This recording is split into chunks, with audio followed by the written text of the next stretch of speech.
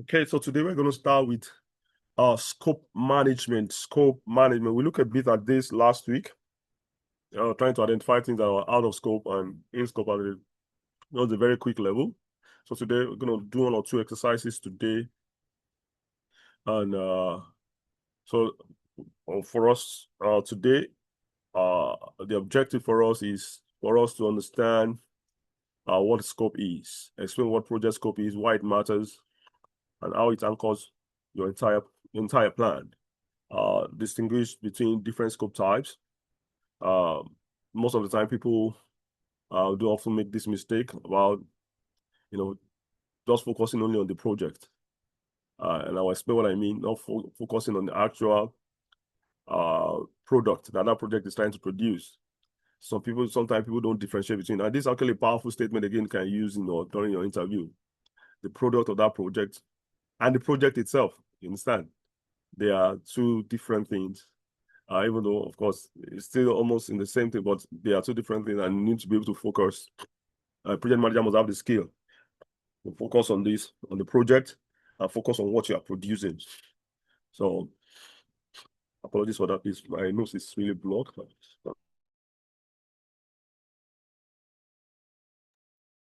Okay, we're going to talk about just a minute.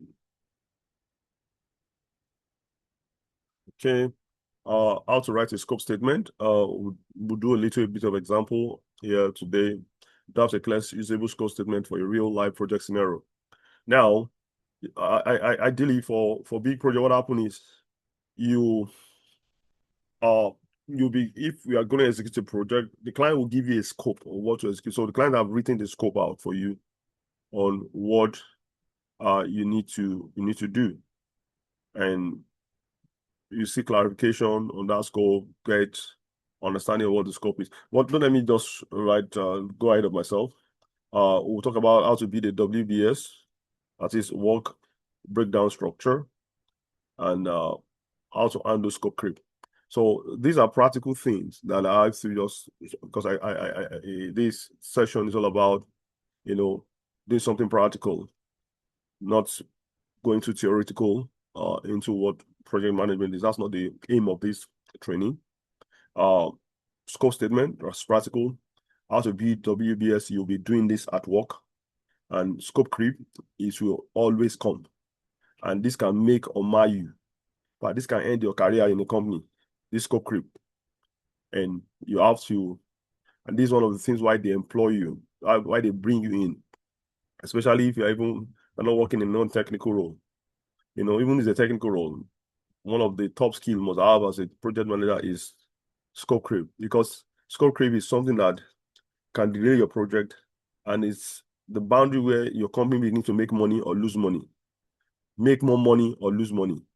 Yes, clients want to, stylishly, and a lot of clients are very, very smart, and they are very street smart from the beginning of the project.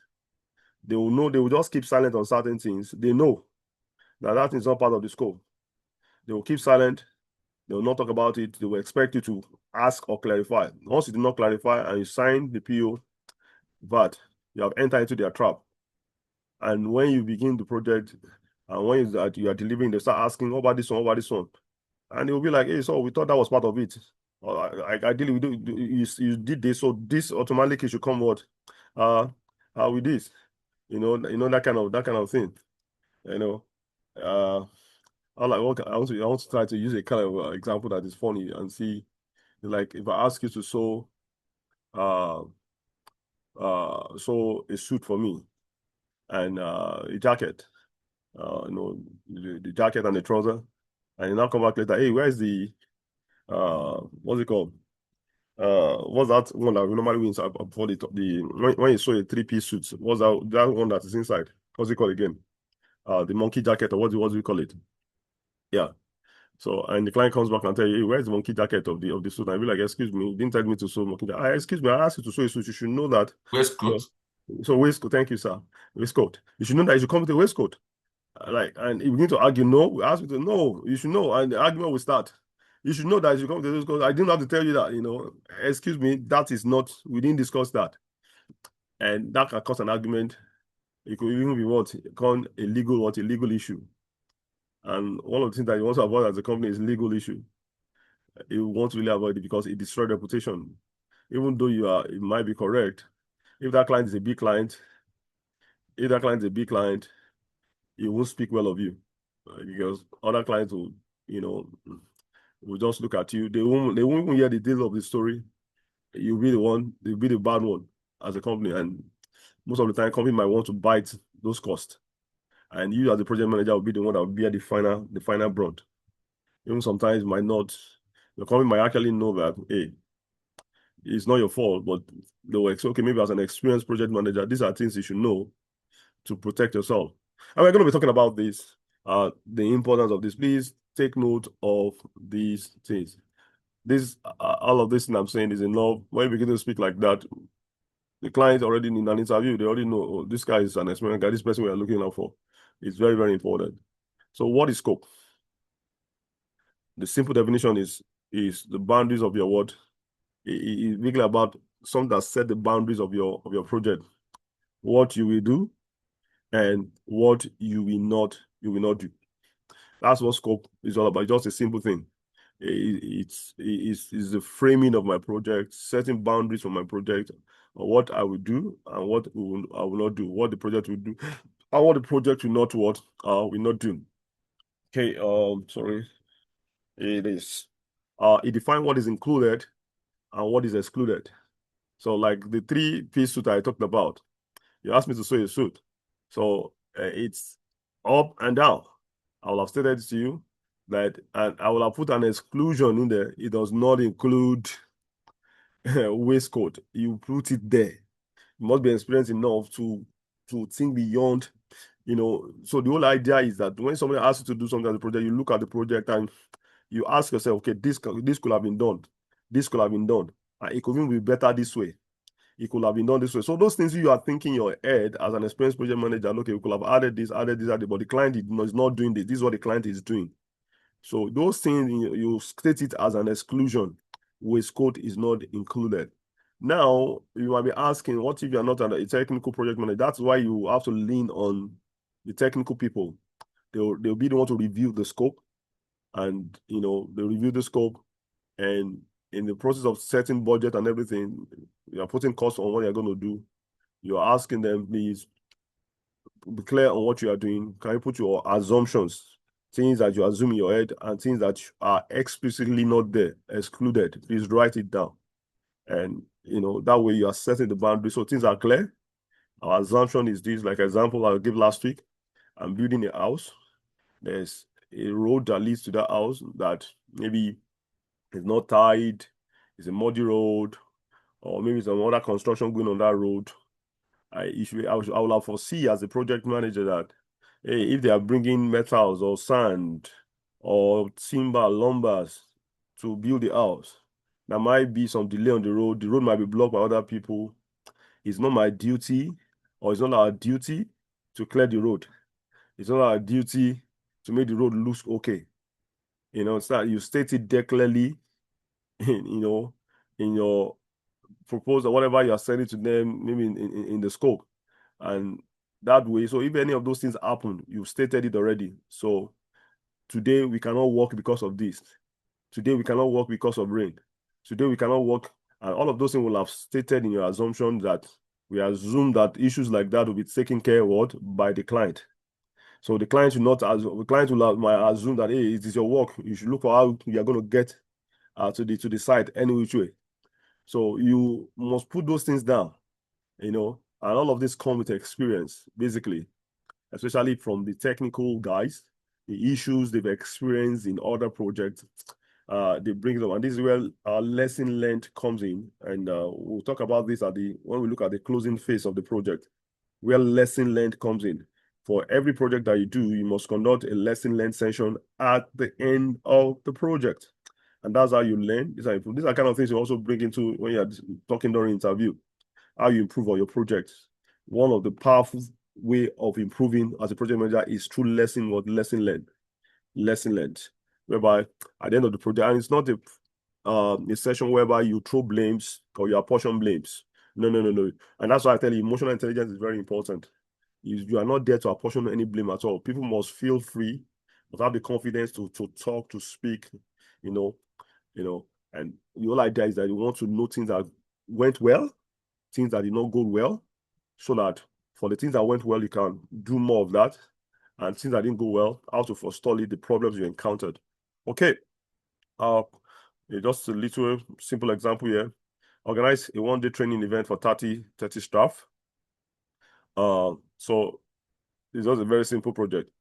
Organize a one-day training event for 30 staff. They could ask you to do this in your office. Organize a one-day training event for 30 staff. So that's what they tell you.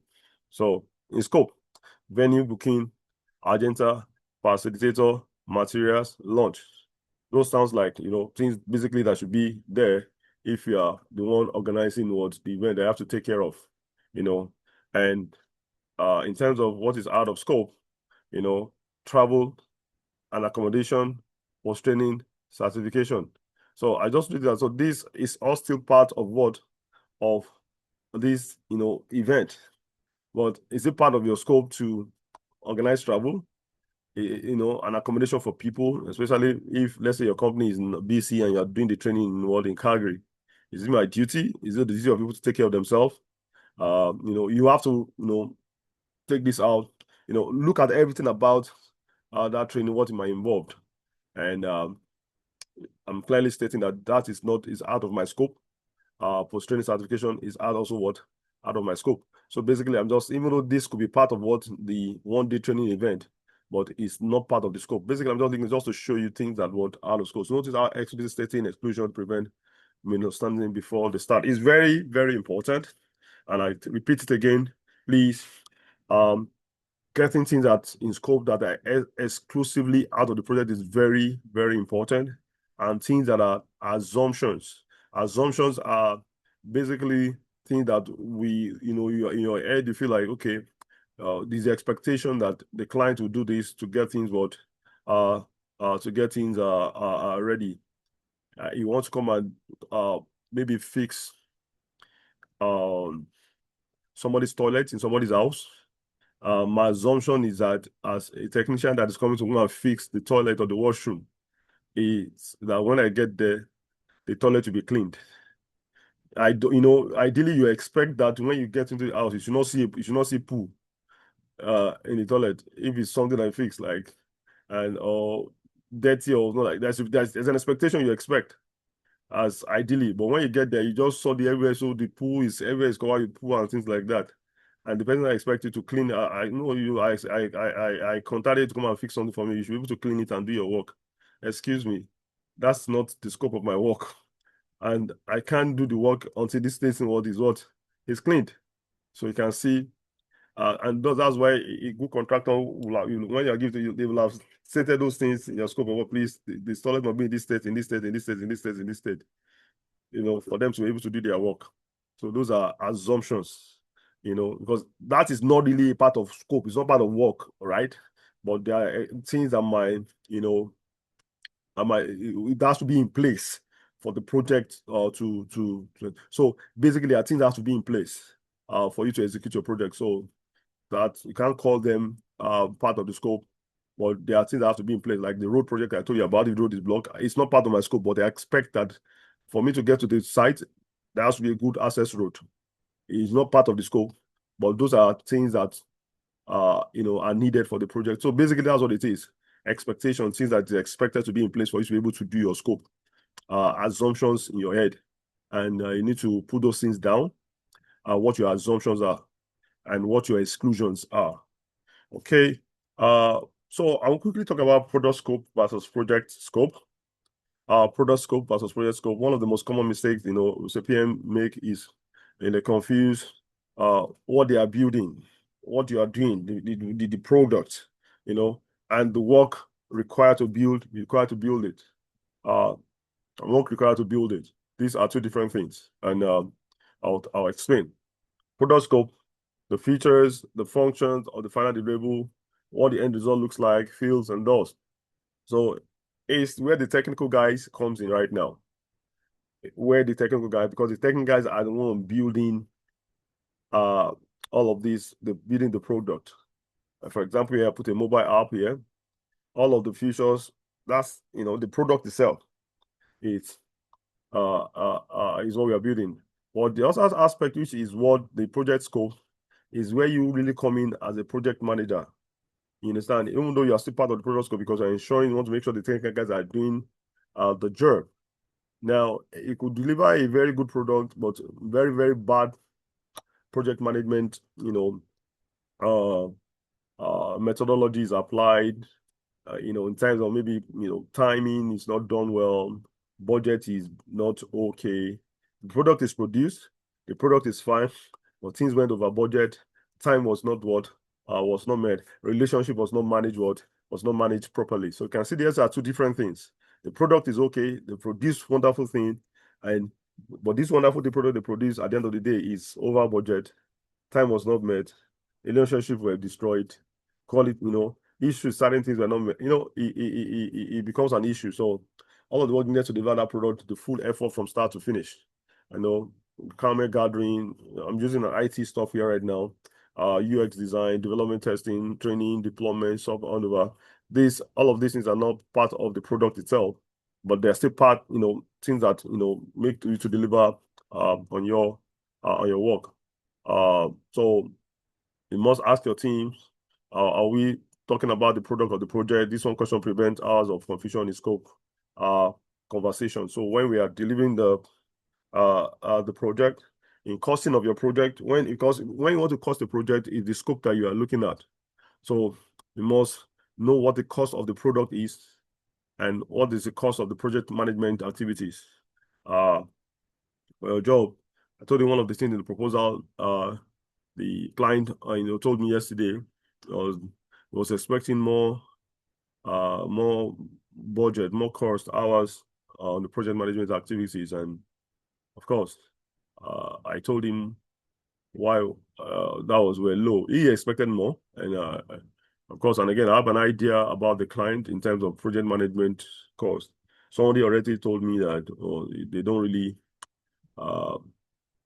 they're very strict when it comes to budget for project management, that the guy is very generous. I actually thought I added more, but eventually I reduced it because the technical cost was a bit high. So I lower on the project management cost, and instead of 2 people or 4 or 6 people attending meetings every week, I reduced it to about 3 people. And of course, that kind of bring down our cost. And of course, I did explain that. So we must be able to know what your project cost is and what your project management activities, all of the things that shapes what the product, that plays around the product. You must be able to cost them. Very, very important. This is the cost of the product, but there are certain things that play around the delivery of that product. Now, you must also cost them. Very, very, very important. So you understand the scope around that, and in that proposal, the client wanted they were not explicitly in terms of how many meetings they want, but of course they wanted monthly meetings and things like that. So in my own proposal, I put in weekly meetings to the client, because from experience, it's something that we do. So I stated in proposal and I make it very clear. So it's there. So if the client feel that they don't need the weekly meetings, that's not part of the what. This is not the product we are delivering. Meetings are not, but it carries a huge chunk of cost, of money. Doing meetings every week, where 3 or 4, 5, 6 people, the more people that join the meeting from our side, the more money, it costs the project. But that's not the real product itself. So we must be able to cost all of those all of those things. Client calling you, asking you for questions, clarifications, those are time. It's not part of the product, but there are things that get you to deliver the product. So you from experience, you will know that clients will always come and ask for questions. Someone can just pick phone and just call, maybe they're not clear on something. This environment, time is what is money. So I'm going to cost all of those things.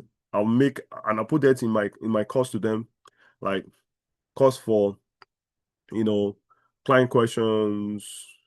And I assume that, okay, maybe I take 1 or 2, 10 hours of client questions coming in. I cost that, I put it there. So you must understand this as a project manager, things that are product, what you're actually delivering, and things that play around the project. Okay, so let's talk about some scope management key processes. Scope management key processes. So scope management is a set of connected processes. So is everywhere in the world, as far as Project Management Institute is concerned. There are 5 key processes in scope management, and you must understand this. This one is both theoretical and it's both practical. Is that you must know, and it helps you to actually put a proper scope statement together. One, you must plan your scope, and you must define your scope. You must create what they call the WBS, work breakdown structure. You must validate your scope, and you must control scope. So these are things you do under scope management, basically. You plan the scope, you define your scope, create work breakdown structure, you validate the scope, and as the project is going on, you'll be controlling the scope to make sure you stay within what. So for planning scope, you are deciding how you will, define, validate, and control scope throughout the project. So that's what big planning scope is mean. Okay, how am I going to define my scope? How am I going to validate this scope? How am I going to control the scope? So the scope planning statement, and usually in the project plan, there's a document called the project management plan. It's a robust document that captures everything about the project. The plan of scope will have captured there. Scope planning will have there. Okay, this is how I'm going to control the scope. In terms of, this is how we are going to ensure that we stay within scope. One of the ways that, do you want to do weekly meetings or daily coordination with the guys to understand what they are doing every day? And their checklist, we are going to build a checklist to make sure that every activity that they are doing, they can tick it against what? The checklist. Okay, this is what we are doing today. Is it part of the checklist? So it's part of, a way we are saying, this is what I'm going to do. We're going to build a checklist. You understand? Define scope, turn a high-level idea into a clear, detailed scope statement everyone agrees on. Okay, so I will explain this. So when a client sends you, so there are different kind of engagement that might occur in terms of scope. Some clients, especially if it's a consulting environment where you're working, the client doesn't know so much, but they want to do something. For example, we need to, one of my projects is a pipeline that is being built in Canada here, Prince Rupert Gas Pipeline. Is a 750-kilometer gas pipeline. And it's been on for a while. And you have to clear forest where the pipeline is going to pass. And clearing the forest requires a lot of things, First Nations, community people. The regulation here is very, very strict on forestry, not where we come from, where people can just cut the trees down. To cut a tree down, a lot of permits, regulations that support cutting of trees down. And not just that, the animals that are in that forest that you're going to impact. There's another regulation that's on all of the insects in those forests. They are going to impact their life. So there are some people who are responsible for that. All of the birds, you know what I'm talking about, that will perch on those trees that have used those trees that are going to cut down as their habitation. How are you going to impact their life? For the endangered species, how do you intend to preserve them as you move along that route? So these a lot of things that the client does not know. We need to clear the forest. So they meet you as a consultant. So you as a consultant, you are the one now building the scope out, because they don't know all of those things that is required in terms of, they just tell you a very, very, blanket scope. They need to cut the trees down, and they need your help. Now themselves will not even know what the cost is, because so they are just telling you this is the scope. So you now, as a consultant who knows about what is involved in clearing the forest, you're not going to come build the scope out. Build the scope. To cut this tree, these are the things that we need to do. We need to obtain this permit. In obtaining those permits, these are the things we will do. You build out the scope, and you cost it, and you now send it to the client. Yeah, the client doesn't know much about the scope.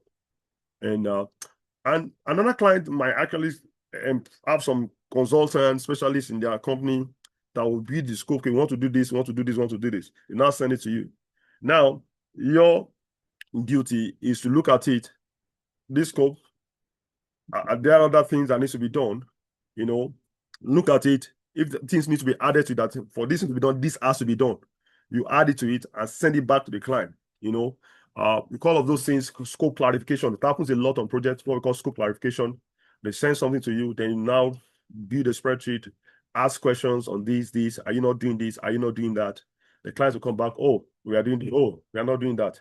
So that scope clarification will go back and forth, back and forth, back and forth, back and forth until a well-defined scope is agreed onto.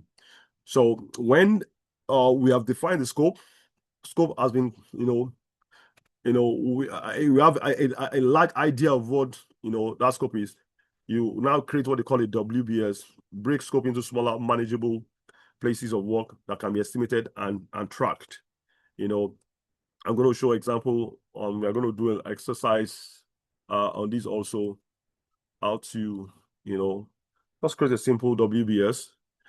Get formal acceptance of completed deliverables from the customer or deliverables. So I'm saying you also need to validate your scope. So basically, after we've done all those clarifications, there must be something signed, just to make sure that this is what we are doing. That is at the defined scope actually, but the validate scope is that for the things that you are delivering, maybe you are delivering certain things, maybe milestones. When you do them, when you complete them, you must get a statement, a certificate of completion or something from the client to show that, hey, this is what we are expecting. What you delivered is what we are expecting. So you are validating that the scope you delivered is what the client wanted. That is very important, so that somebody doesn't come back in the future and tell you, hey, no, especially when you want to close out the project and there'll be a lot of disagreement about, oh, this is not what, you still need to do this, you need to do this, and this is where scope creep begins to come in. Get validation for everything you're doing, and this is where the WBS is very, very important when you break activities down. So as you're executing those level of activities that you have broken down, you are getting validation before you move to the next one. You are getting validation that, okay, this level of task you have completed is part of what you want, and the sign off on it. Yes, you move on to the onto the next. Control scope is basically manage changes, prevent uncontrolled scope creep from derailing the project. Client might forget things, or client might deliberately leave certain things out. Some very tricky client, there are some very tricky client. They really leave things out, because they know that if they mention it will cost more money. So they will want to now start fighting in the future. Oh, we expect you to do this. It's supposed to be part of it. And you have to be very careful as a project manager. Okay. We'll dive deep into this. Okay. So the cost of post scope. Just give me like we're gonna pause. We're back in the next 5-6 minutes. I just want to pause. Just let's take a break a bit. Just use the or should I be back? We're back in the next 5 minutes, please. Let's take a break from here. Yeah, thank you.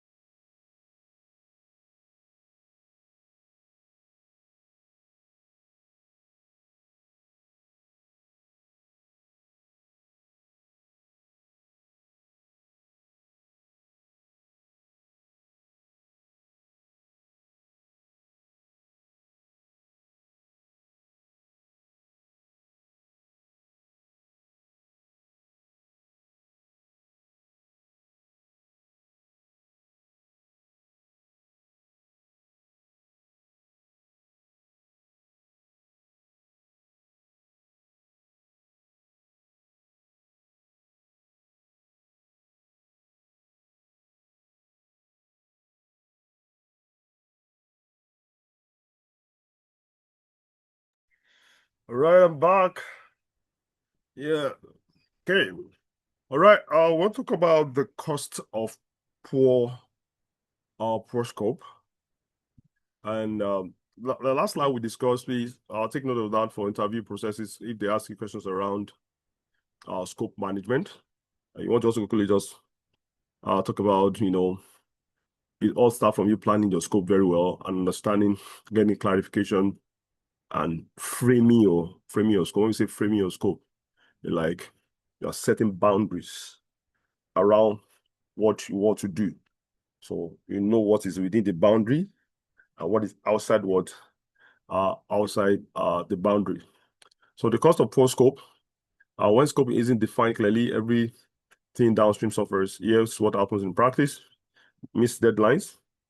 Uh, Definitely, because if things were not captured that later creeping into that scope that you didn't plan for, maybe you budgeted 2 months to do the job, and because of things that are not planned for that have been done, of course, deadline will not be met.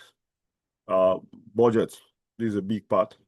Bloom budget, extra work that wasn't planned for, it's through, contingency budget.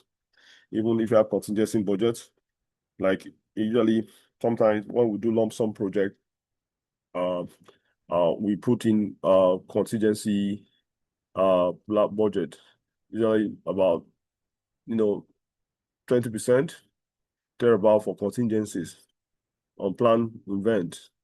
We kind of put it into our cost, and all of these things are not planned for in terms of scope can eat up all of those contingencies. Um, so these are the things that happens, uh, when you don't plan your scope very well. Rework and frustration. Rework and frustration. Uh, rework is uh, rework is very terrible. And I'll tell you how terrible rework is. If, for example, they are taking you, maybe you're building a wall.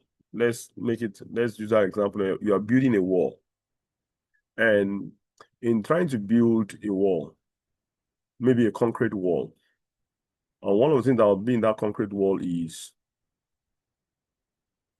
maybe bar, metals, what we call the iron bars, to reinforce the wall.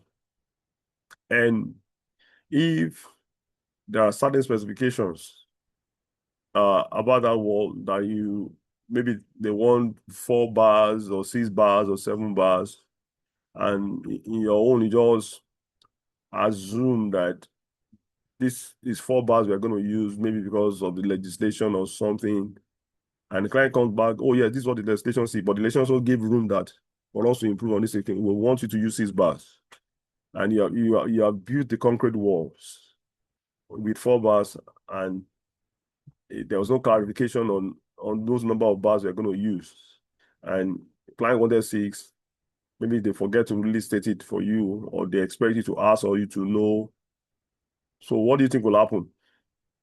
You will have to break down that word. You break down the wall that you have the concrete wall that you have built. So you then have to do another one. Client might not even pay for it. So what has happened? You will lose money because you have done it. Secondly, time. Don't forget about you have spent time to build. You are going to now spend time to what? To destroy. Another time to now rebuild. So that's why rework is terrible. And as simple as I've described it, you want to avoid rework. And that's why scope is scope clarification is very, very key. Don't rush to start something without, firming up on your scope. Do not rush to start.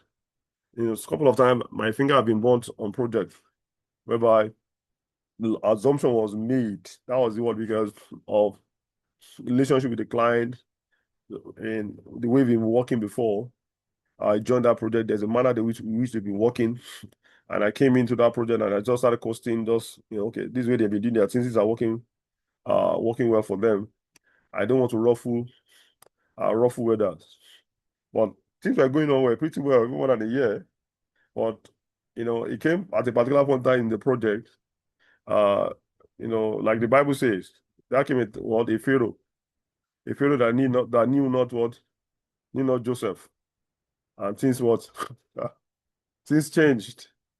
Things changed. And things changed in the sense that the the person who came into the project, he saw clearly that loophole, that things were not being clarified on what needs to be done.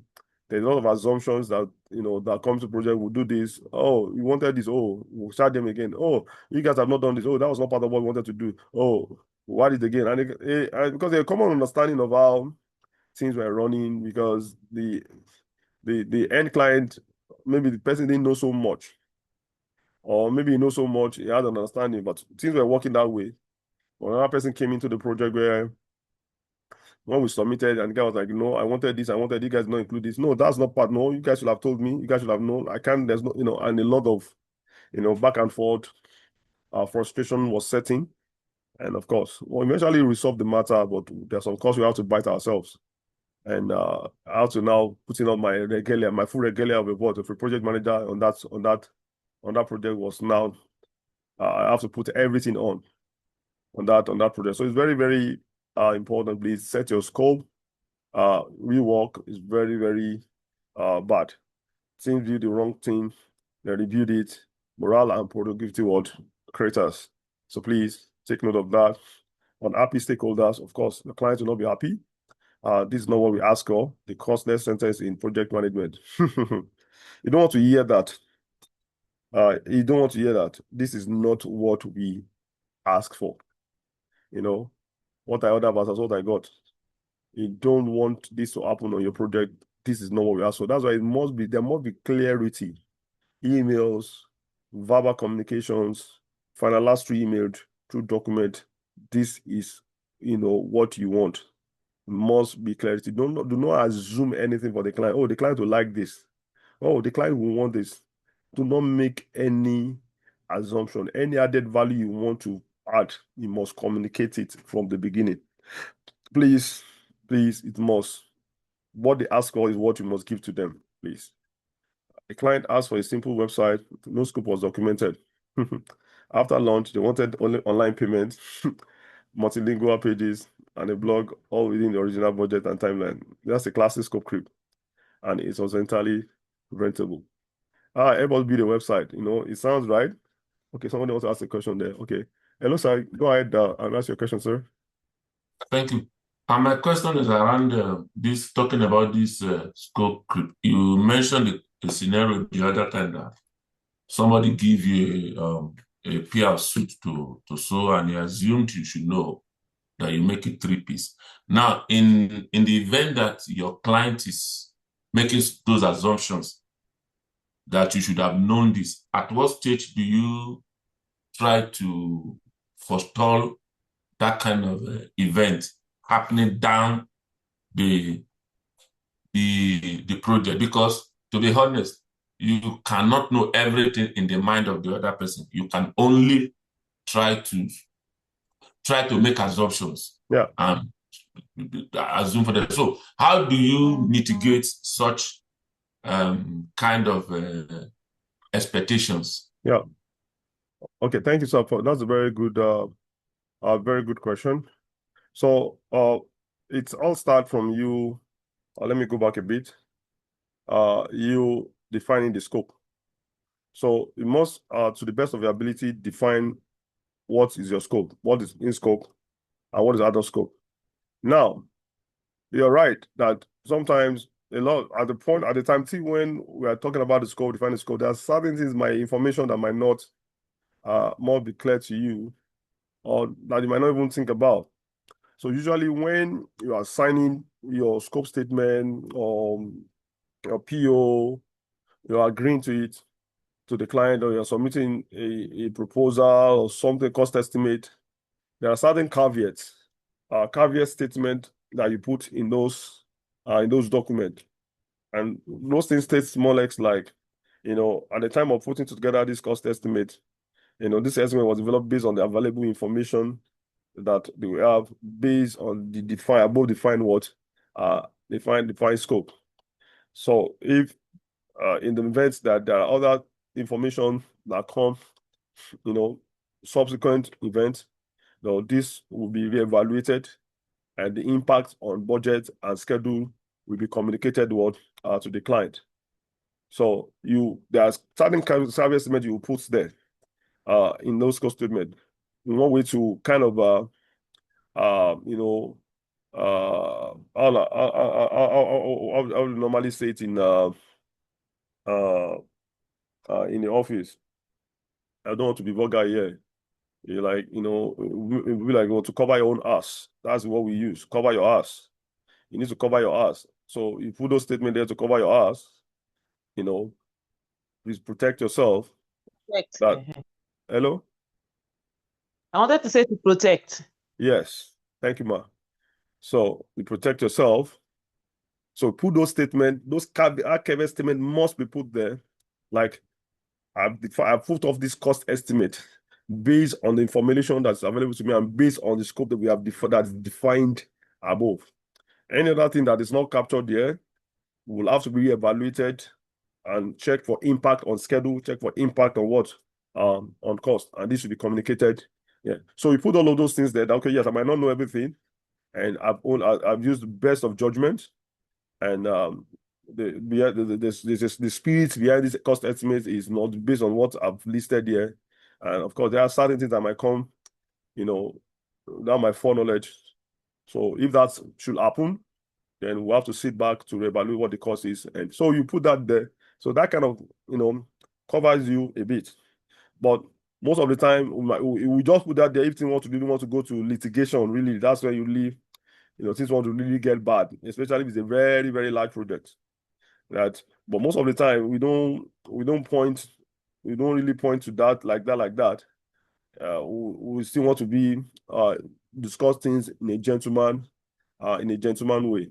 And you will not really get to that stage if you have properly defined your scope, basically, and you have stated your assumption and exclusion, because those things are very important. When you write down the scope, you write your assumptions and you write your exclusions out.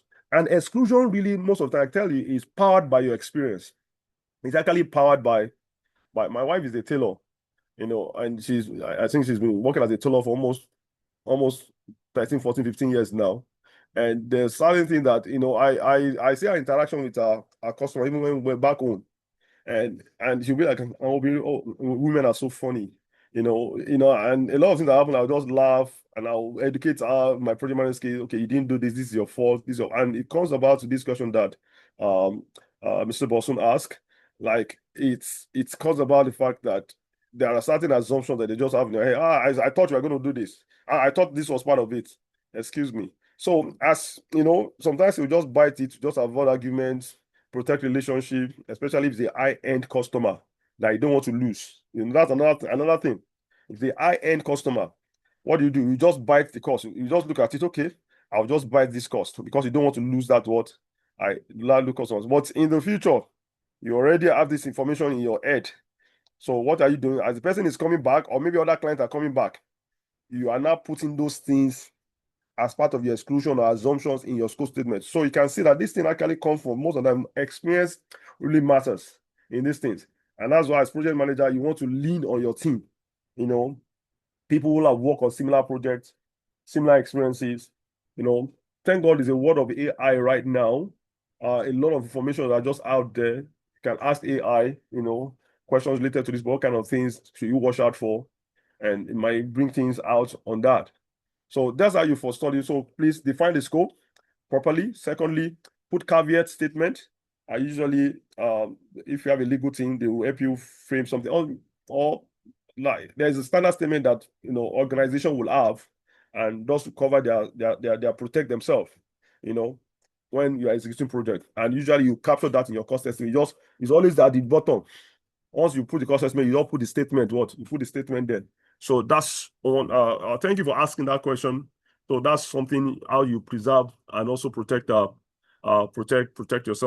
I hope that kind of answered the question. Yeah. Yes. Thank you, sir. Thank you, sir. So the cost of our scope, missed deadline, blown budget, rework, time runs so fast. Unhappy stakeholders. So this website thing I was talking about, build me a website. Don't be too enthusiastic in website. Website get levels, right? There are levels. So we understand what does a person want. Everything must be defined. There must be a wireframe, framework, design. Okay, this is what we are going to do. You understand? You must show them this is what we are going to do. That's, you know, the way the world technology has even made things in terms of things like this very simple. I'm going to do this.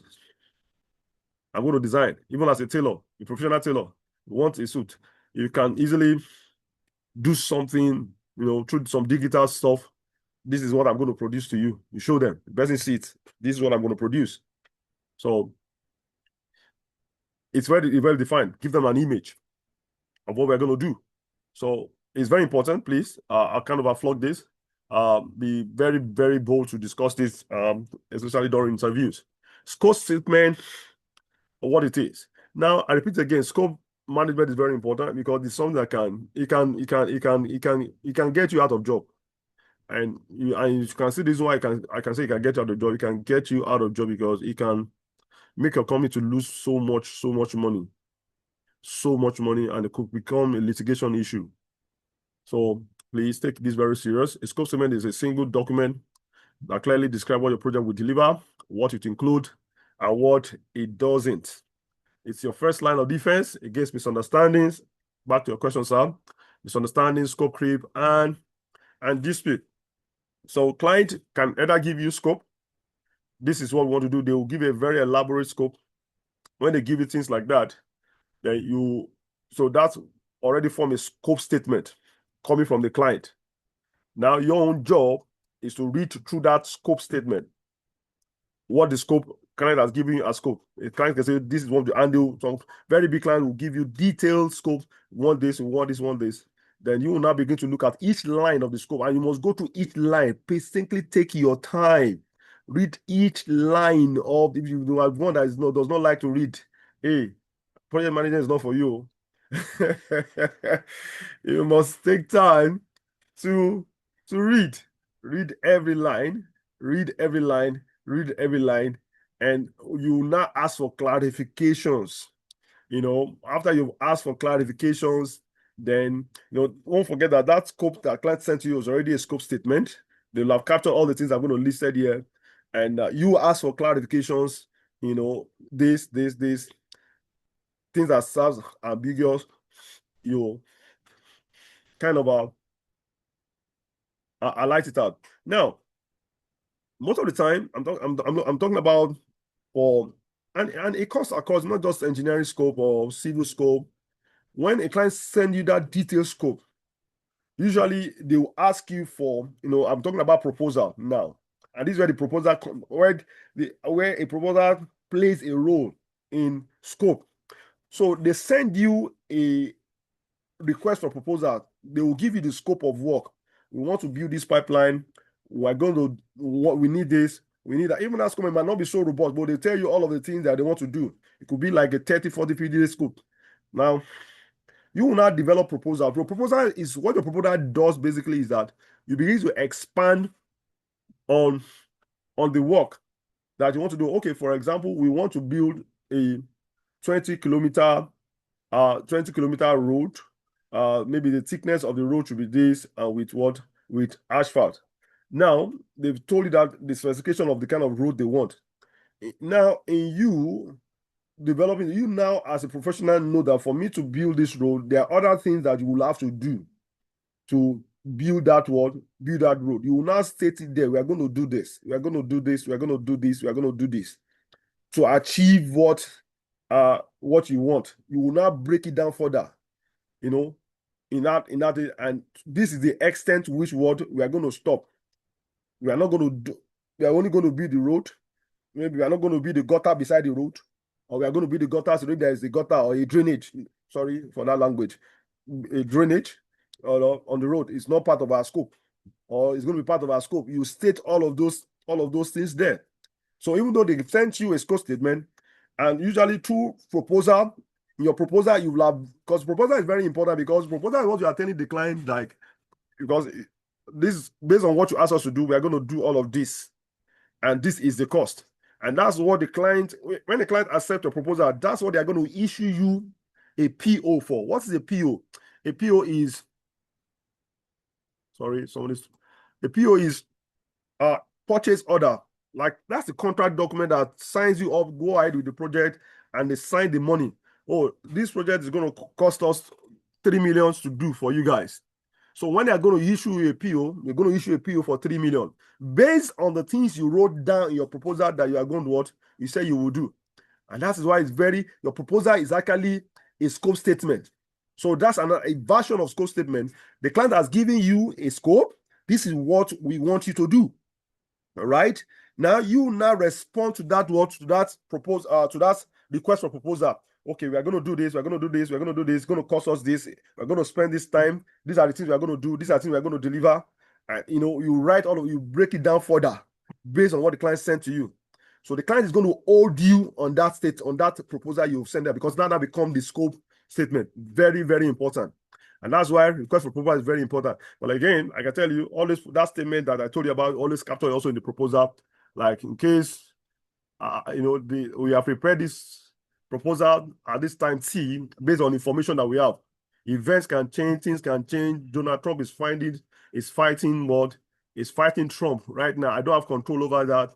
Prices of things might change, laws might change, regulations might change that will affect our budget and affect our schedule. We'll have captured all of those that you will not assume that the client should know that, okay, if Trump is fighting Iran, you know that things will go up and it's going to affect. The client should know that.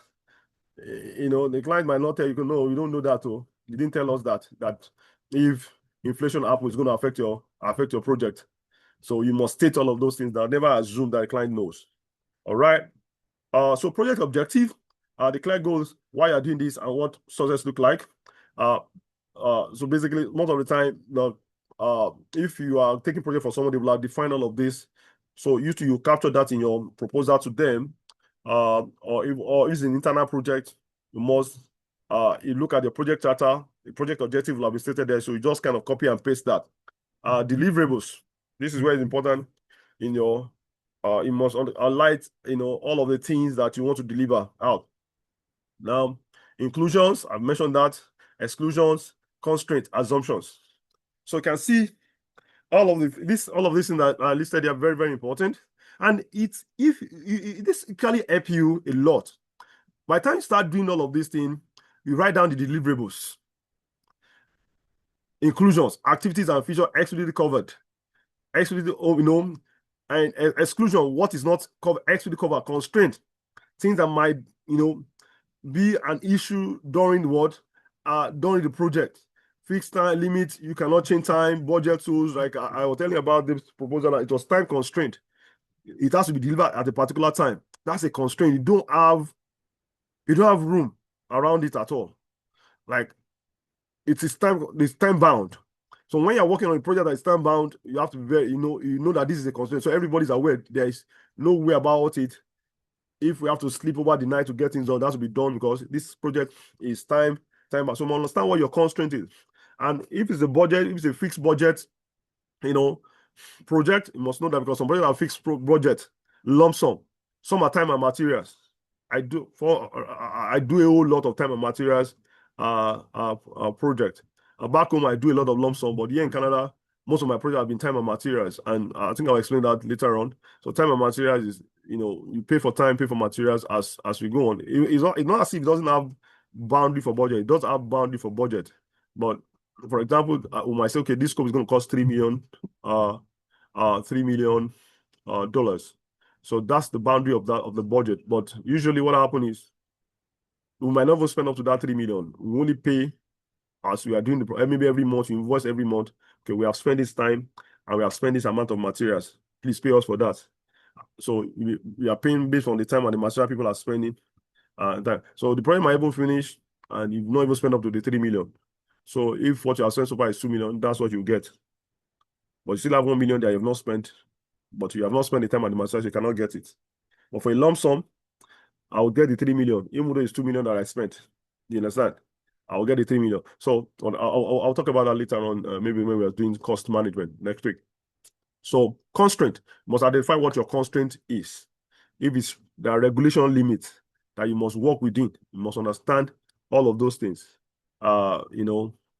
Assumptions, I told you, I've talked so much about assumptions. You must state all of these things down. These are practical things that you must do. If you don't do this, it might come to bite you, down the line. Okay, I think I want us to do something right now. So okay, this is just an example. So look at this example, and I'll give us something to do. Project plan and deliver a one-day internal PM training for 25 staff. I think I mentioned this. Objective: the one-day interactive training introducing PM fundamentals and improving staff capability in managing small objectives. So these objectives of the training, this is what we want to do in that project. So what is the deliverable? Produce a training agenda, produce a slide deck, PowerPoint, create a workbook for the participant, make an attendance list, create feedback forms, and do a training report. These are the things. Out of scope, I'll not cover travel. I'm not doing accommodation, post-training coaching or mentoring, external classification exam. Those are not part of what we are doing. So just listening to you. What are my constraints? Event must occur before June 30. That's a constraint. Is a constraint. Constraint is something that you can't. You know what constraint is? It set boundary on what you cannot do and what you can do. Like I can't go beyond June 30, and it kind of fix your project to a particular stance. Total budget limited to $5,000. You can't spend more than $5,000. If you spend 5,500, if it's 5,000, then the project cannot hold. It's as simple as that. The budget you are giving us, we must work within the $5,000. Yeah, those are constraints. In scope, designing of training content. So you look at your deliverables. These are things they ask us to deliver. So this deliverable helps you to check in scope and out scope. They ask me to deliver this. I want to sew a cloth. No, that clothes you want to sew. So now, jacket. Oh, waistcoat is not part of it in scope. Only top and down in scope. Waistcoat out of scope. Deliverable is suit. So must in scope and out scope to now break down further what that deliverable is. Very, very important. Assumptions. Talk so much about assumption here. So I'm going to do a training for you. I don't, okay, like this training I'm doing right now, I didn't tell you to bring your laptop, right? I didn't ask you to, it's the expectation that you're going to connect with your laptop. There are certain things you won't even tell the people. Just as in your head, you just assume that they should know that this is, as you'll be so, you find it's so funny that you find that some people don't feel, oh, wow, we thought you were supposed to give us laptop. So that's why assumption is very clear. You must, anything that you assume in your head, please write it down. You must write it down. Because in this part of this world, funny things happen in this part of this world.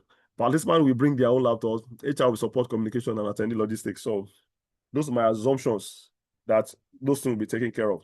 Now, we're going to do a quick exercise. 15 minutes. And what is the exercise about? I'm just going to form two groups. No form of the 3 to 4. So what do I do here? So we pick one scenario here. Launch simple company website with 5 pages. Organize a team building day for 40 employees. Implement a base tracking tool for your team. Just pick anyone. Don't pick anyone and just draft your scope statement. Write a short scope statement covering objective, key deliverables, in-scope items, and out-of-scope items. You can use whatever you want to like. You can use Google, whatever you want to write. I just want you to just put your head down, just think about this thing. Irrespective of what you do, it's going to be staying with you. I can assure you of that one. So at the end of the day, we're going to come back. We'll do a debrief. And you come and tell me what your differences are, what was hardest to define, what do you find difficult to define. There are so many tools. You can use ChatGPT to ask some questions, internet, whatever you want to do. So we understand what I want us to do. So basically it's there.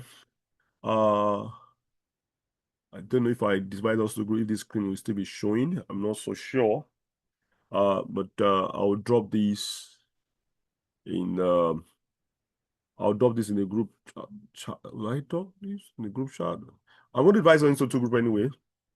Then maybe I'll screenshot this and I'll send it to us in the group chat. So it's going to be for 15 minutes. What I want you to just do, just quickly draft your scope statement. Write a very short scope statement. Pick any one of this scenario here. Write the objective. What are the key deliverables, in scope items, and out of scope what items?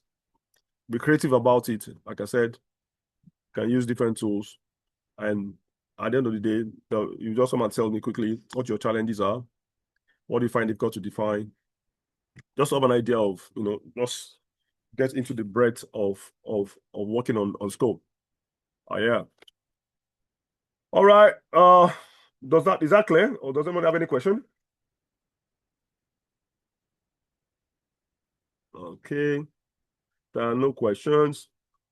I'll put us in breakout rooms, and I'll drop this in the group chat or in the WhatsApp group. Yeah.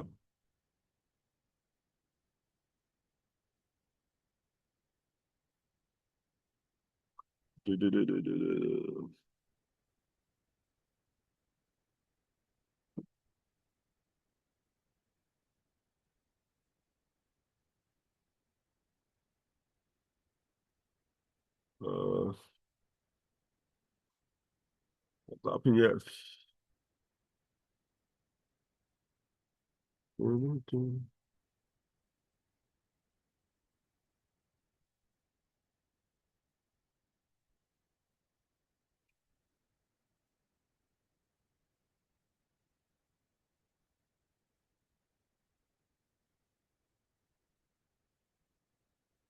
I think on the signing.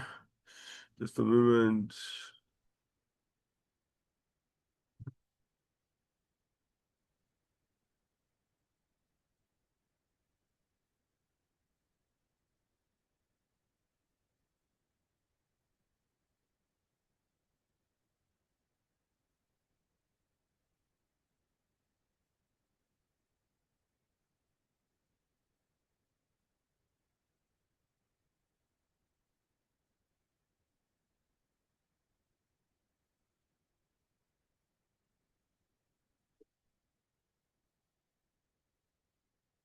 Okay, please pick your room and join.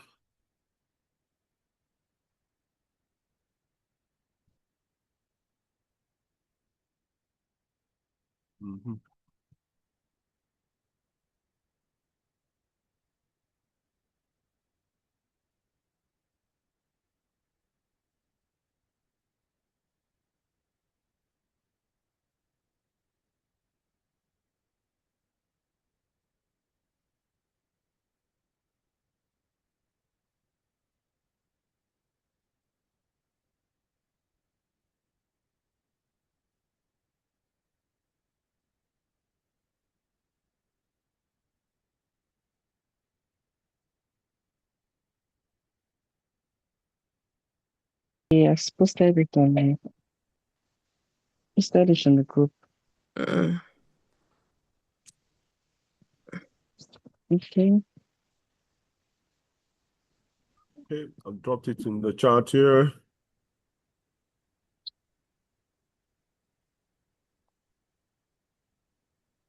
So can we all see can we all see what we asked us to do here? Yes, sir. Okay.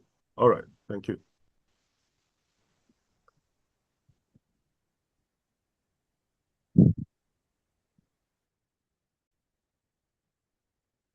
We get the question. I dropped it in the chat. Is it in the chat here? Can you see it in the chat? And I also it's in the chat, and I also drop it on the WhatsApp group. So time is limited. Quickly, 15 minutes. It's in the chat. Okay. I'll leave us. Yeah. Thank you.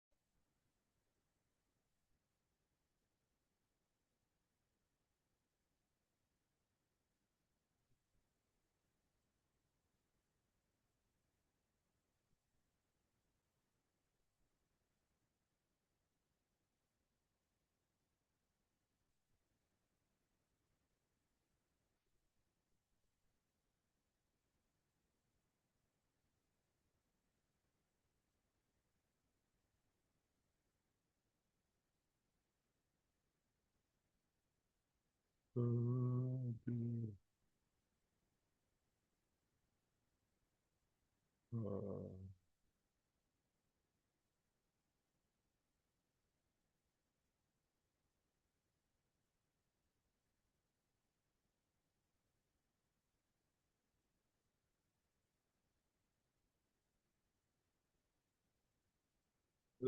can you join one of the rooms?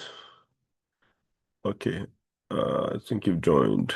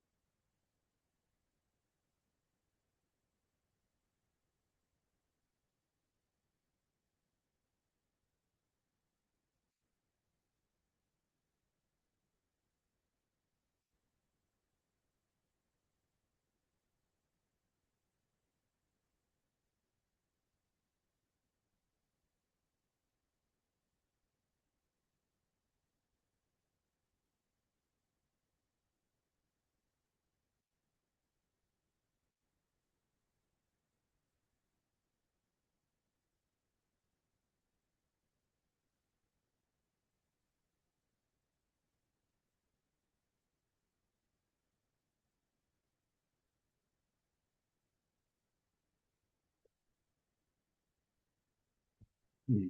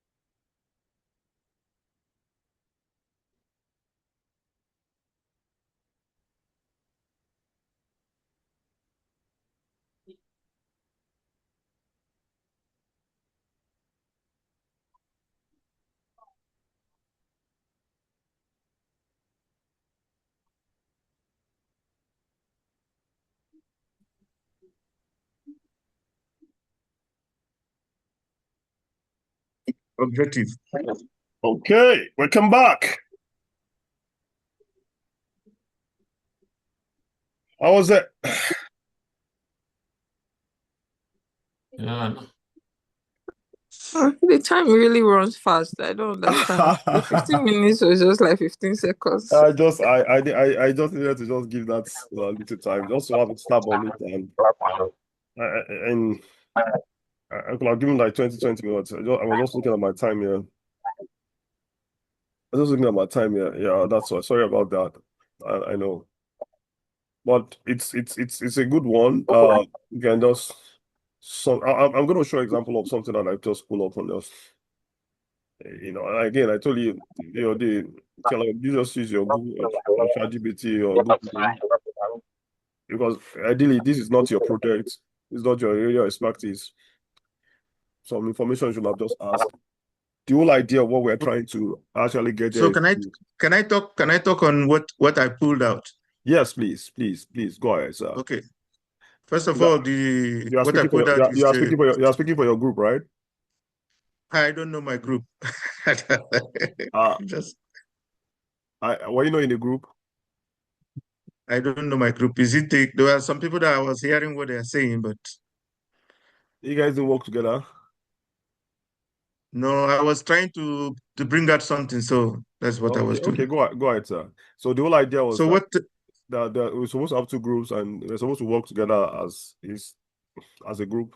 So that's part of what we are learning. Part of what we're learning here is to work as a group because that's what you're going to be doing as a project manager. So, but go ahead, sir, please. Go ahead, so sir. what I got is team building day. This scope statement. Okay. First of all, you have to get the title of the project. Which of of the what you want to do is which of the project did 2000 you, which of the project did you pick? I picked team building day. Okay, As- okay, yeah. sir. Okay, sir. All right. Go ahead. Then the project title is 2026 company team building day. Okay, sir. Then the project purpose or objective. Strengthening cross-functional collaboration and communication. Okay. Improve team morale and engagement. Okay, good one. Reinforce the company value and strategic goals. Provide an opportunity for informal networking and Okay. relationship building. Okay, nice. Then the key deliverables. A full day team building event agenda from 8:30 a.m. to 4:30 p.m. Mm-hmm. Venue booking and logistics coordination, seating and catering. Okay. Facilitate team activities, minimum for structured activities. Yeah. Team challenges and collaboration workshop alignment with company's goal. Post-event feedback, survey and summary report. Okay. Budget report and reconciliation. Okay. Then the scope.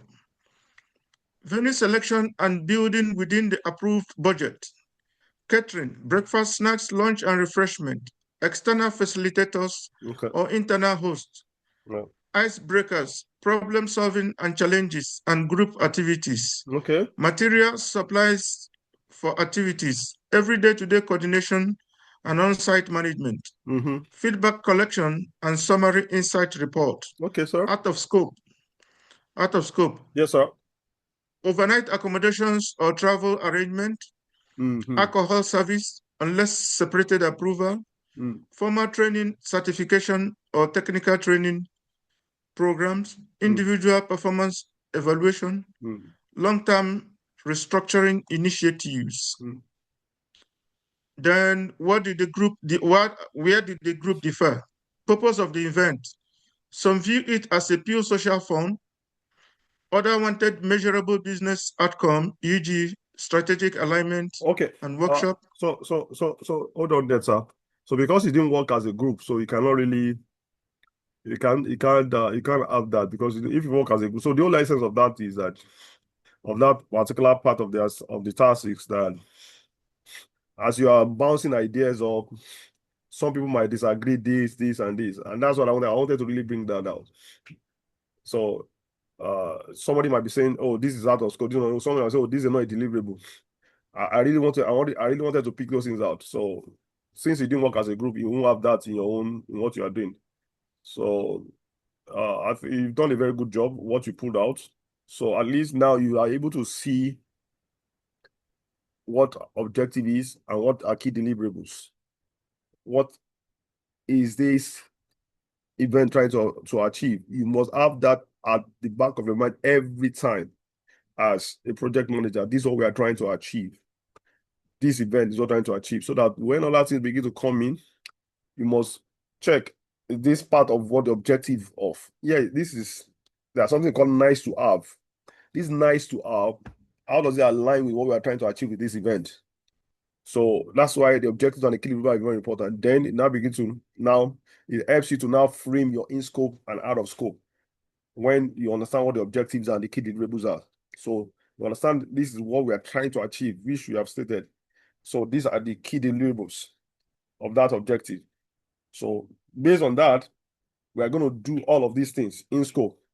And based on that, we are not going to do this. It's out of scope because it does not align with what? With the objective. So you can see how this thing works. Objectives, from the objective, you're able to create your key deliverables. And then, based on those two things, you're able to understand, okay, for us to achieve these objectives and deliverables, these are the things we are going to do. Those are the in scope. And these are the things we will not do out of scope. That's what I want to try. So, but the last part is because it was not a group thing, you will not be able to find it because there'll be a lot of arguments between, because we think differently and we see things differently. So you might be arguing. So I really appreciate your effort. Thank you so much, sir.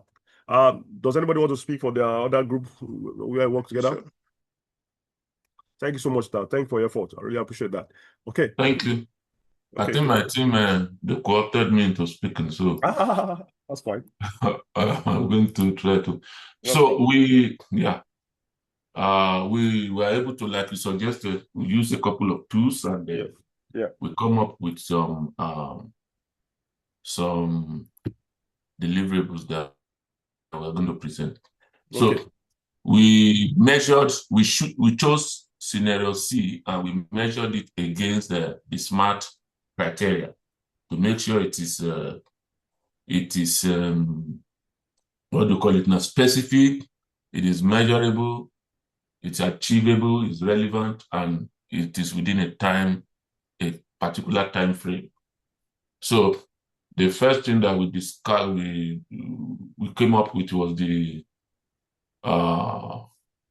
scope statement, and it says what is the objective? Yes, what is the objective of what we want to do is to implement an existing task tracking tool for the team within a time frame of 4 weeks. Okay. Ensuring that 100% of team members are onboarded, at least one standardized task board is actively used, and non-active tasks are tracked in the tool by the end of the rollout period.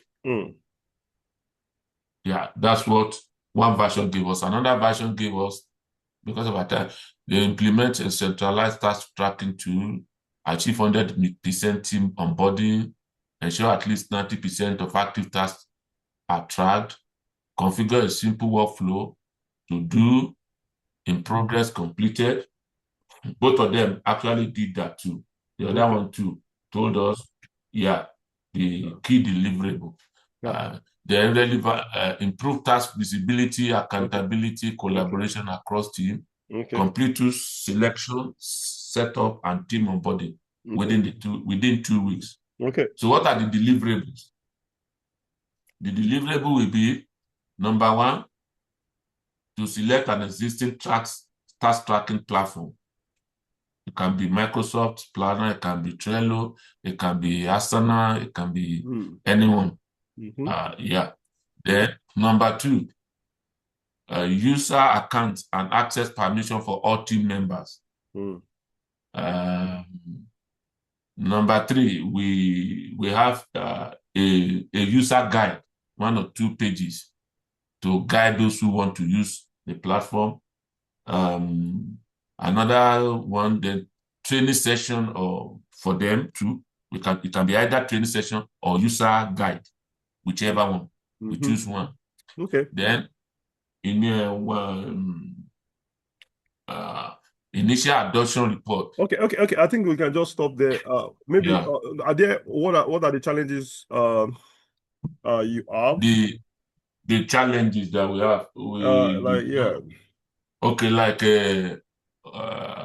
We didn't do challenges, but we had what is in scope and out of scope. Those are the things we did, because based on the question, we only did what is in scope and what is out of scope. You guys didn't have any disagreement in your discussion when we were discussing? No.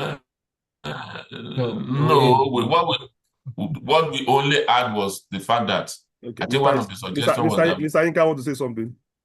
Okay. No, we didn't really, because we are looking for information to bring down. So we didn't. That's a very good thing.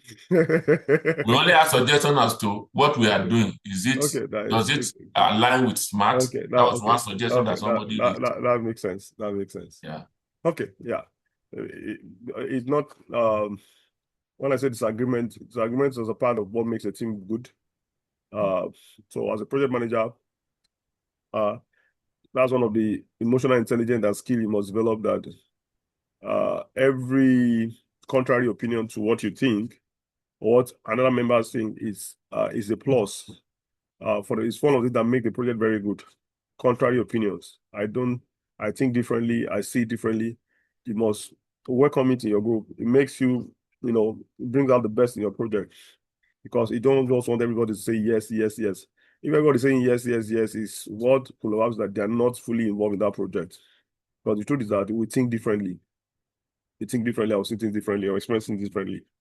So you must be very open. Don't see contrary opinions as an issue of fight. In fact, it's something that you must strive to have in your project. Contrary opinions, you must strive to have it. And so anytime it comes up, you must celebrate it. So I was looking for that, but it's okay, maybe because of the short time and because we are trying to get information. Yes, the time was so short, so okay, that's fine. So I want you to take note of all the things you've done, because we are still going to use what you have done now. We're going to use it for the next activity. We're going to use it for the next activity. We're going to get there. So please take note of that. The second group, do you want to speak, please?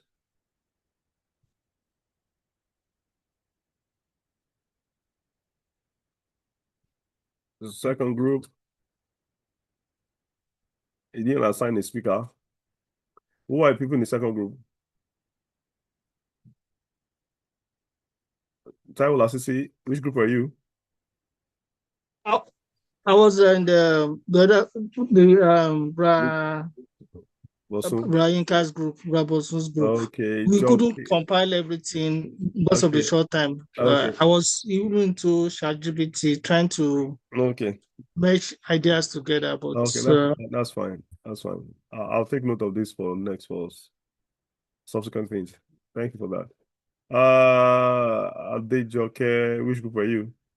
Okay, that's my group. We didn't assign a speaker, but we were able to deliberate on the one we chose. We chose on the team building, and some of the things we talked about were the deliverables, which were like getting like someone assigned from the office to act like the MC of the team building. Okay. Yeah. Also, venue. We talked about venue and the fact that most times when it's a team building event, most times organizations don't like to do that in the office because it will feel like work. So they try to take it out. So in scope, we thought of like renting maybe a hall or maybe a restaurant. Okay. Part of the in scope was also refreshments. Since it's a team building event, definitely there has to be refreshments too. We thought about activities that will help break the ice during the team building events. So also getting that in check. So those are some of the deliverables. Okay, nice. So for out of scope, I think we talked about, because since it's out of office, somebody assume that transportation will be put in place, but that will be out of scope. No transportation. That's our assumption. Okay. Also, okay. Nice. Just to save us time, do you have any challenges? And was there any argument or any disagreement? No disagreement per se, because we were still just trying to come up with ideas. Okay, that's fine. Yeah, due to time. Yeah. So in a team, there are 4 stages. 4 stages in the team. Just by the side way. One of the 4 stages when the team comes together, as project managers, you understand that's what they call the forming stage. We have what they call the storming stage, the norming stage, and we have what we call the performing stage. Those 4 stages, you must identify it in your team as a project manager.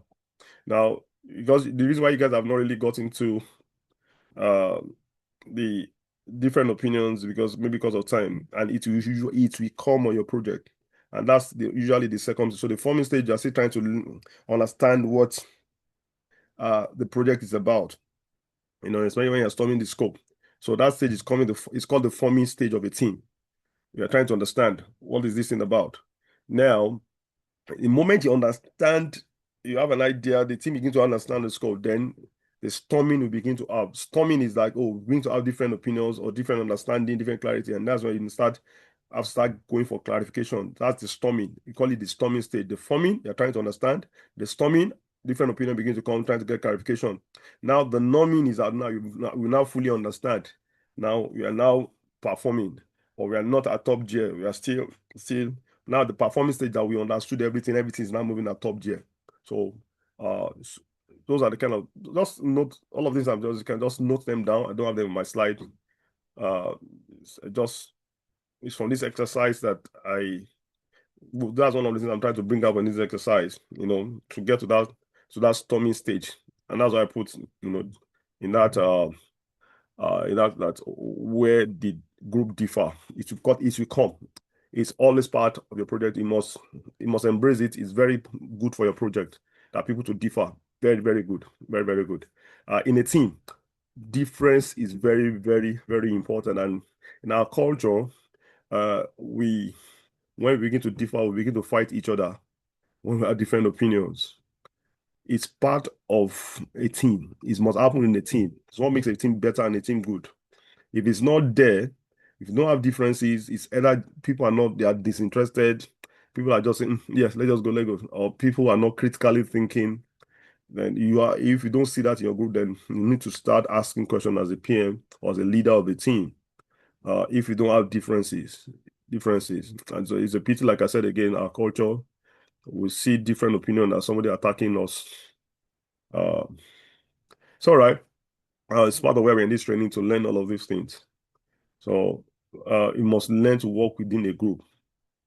You must be able to lay your idea down, be able to hear other people's opinion, because if you don't, you find that it might bite you later in the project.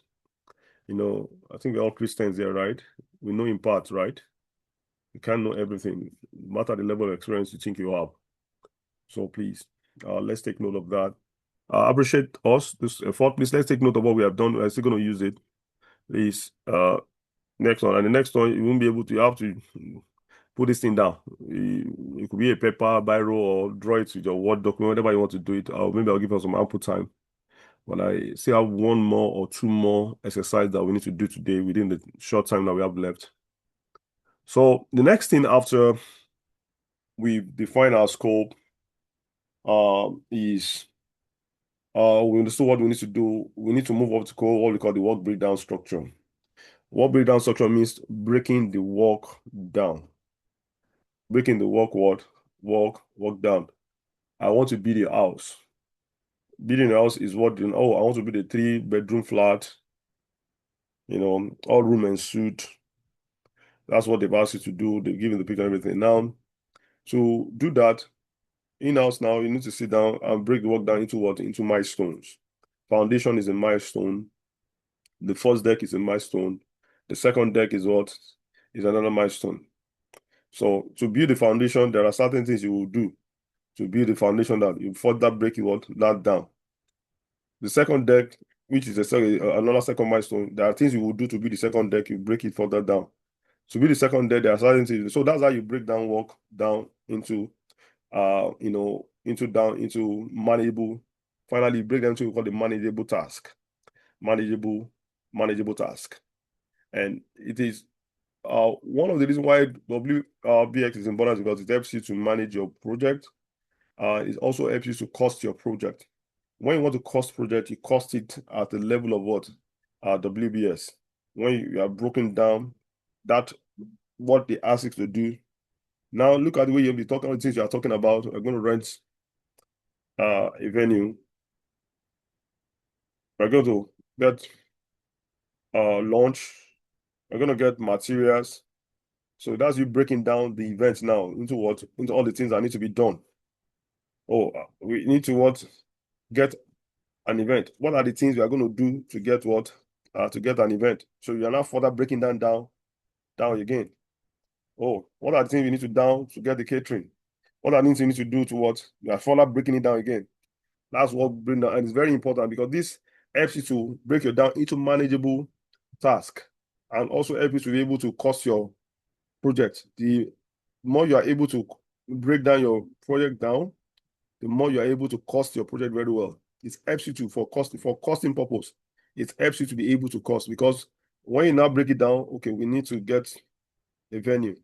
Now, for us to get a venue, I'm going to spend time over the internet. I have to take my car, I have to drive or to go with my team to go and check the venue to make sure the venue is what? The venue is okay.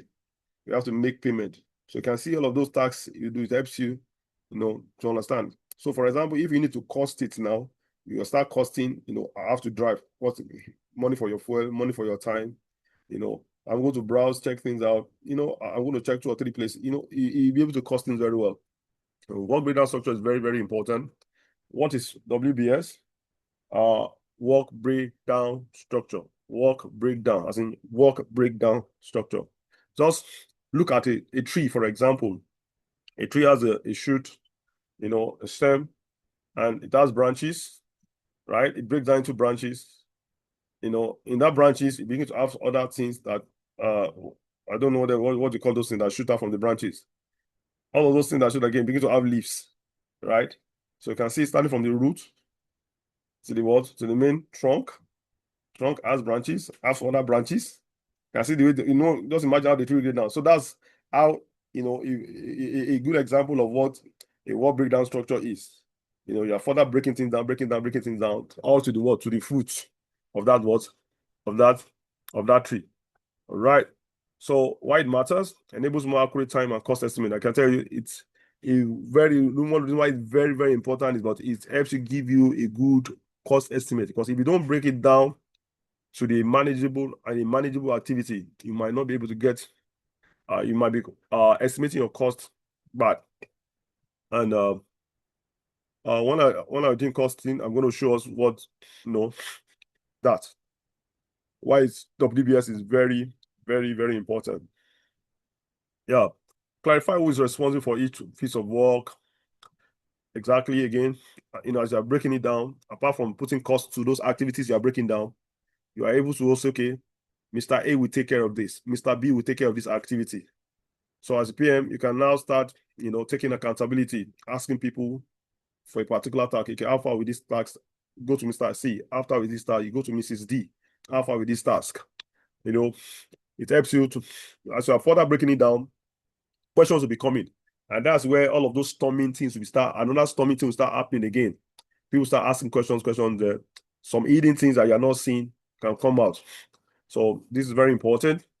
Make it easier to track progress and spot problems early. Yeah. The more you can break things down, the more clear things become. I just explained this analogy, using a tree, basically. So the trunk is your project, the main branches are your major deliverables, smaller branches are sub-deliverables, the leaves are the individual work packages, small enough to estimate, assign, and track. So easy. So I just needed to use that. So the principles for, I will explain all of these 4 principles for WBS. Deliverable oriented, it must be focused on what is produced, not how to do every micro steps. Like, I need to build a house. One of the things that we are broken down to foundation, going to the first stage, second level of the house. Now for the foundation, we're broken down to we're going to dig from foundation, we're going to dig the ground. We're going to do some framing, we're going to pour concrete, all of this. So you don't begin to now say, I know I need to, I can stop at the level of what I put it now, maybe for foundation, for example, I might say, okay, I'm going to stop, I'm going to break it down to digging, framing, pouring of concrete. Now I don't need to start, for example, now take framing. I don't need to start breaking down framing again. Or for framing, I'm going to put the wood there. You don't need all of that. That'll be too much breaking down. So you must break it down to what we call deliverables, not how to achieve that deliverables. So please, let's take note of that. You break WS down to deliverables, to the level of not how to achieve that deliverables. You don't want to start breaking it down. Oh, this I'm going to do the framing. No, you don't need that in WBS. WS is basically break it down to the level of the framing is a deliverable under, foundation. You have to do the framing, put the rebar, concrete. Those are deliverables. But how to do deliverables, don't break it down to that level. 100% rule in WBS basically means must capture 100% of the project scope. Please take note of this. One of the principles of WBS is that it must capture all that is in scope. Not include any out of what? Scope item. No more, no less. Do not include any out of scope item. If work isn't in the WBS, it shouldn't be planned, resourced, or tracked. It's as simple as that. WBS is what, when it comes to schedule, is what you use to bid your schedule. Is what you use to bid your cost. So if it's not, and that's why it's important, if it's not captured, it's not going to reflect your cost and it's going to reflect in your schedule, because that's what you actually use to build schedule and to build your cost. So this is why it's also important, because if you capture something that is out of scope, in your WBS, what that means is that you're going to put time to it and you're going to put cost to it. So please, 100% rule. It must be 100% of the project scope, no more, no less. Take note of that. Each work package appears only in one place. One task equals one owner, one spot, overlapping work leads to duplicated effort. So what I'm saying here is that you don't duplicate effort here. When you break down WBS down, an activity that is under a particular structure, you don't want to put it into another structure. You must avoid duplication, please. If you have put a task under one particular breakdown, don't go and repeat it under another breakdown. So take note of note of that. Right level of detail, so breaking down when a task is estimable, assignable, and trackable. So basically, you don't want to start breaking down to find out. I think I explained it. Or just break down to a level of deliverable that you can assign somebody to oversee. Not start breaking down every steps, into the finest details. You don't want to do that. Okay, I'll just move on. Okay, I'll give an example. Then we'll do one. So what those activities that we do, we're going to use it to now build a WBS. I'll show example, then now do your own. Here's our training event project breakdown into a structure. Okay, I think we did training event, right? Okay, maybe this is an expo for those that did training events. Each level has more detail and specificity. Plan a one-day internal PM training for 25 staff. Now, what are we doing? 1 day PM training, complete project scope and objective. So this is the project. Now, major deliverables. We're going to design, logistics, participants, delivery, closeout. Those are different level of deliverables of this project. We're going to design it. What are the logistics, participant, delivery? Then detailed tasks, curriculum vitae, venue, registration, facilitation, reporting, all of those things are, they are more than that, are going to come under all of these major deliverables. We're going to break down these major deliverables further down into, certain things down. So basically something like this, major deliverables, work packages. So training design, define, if you see the way I break it down. So if you say up 1.1, those are the major deliverables, training design. 1.2 is logistics and venue. And these are, you have to know, these are you number your WBS must be numbered. 1 point, participant management, delivery and facilitation, post-event closeout. So those are the major deliverables to deliver this 1 day project management training. Now, look at 1.1. It's further now divided into 1.1 and 1.1.2.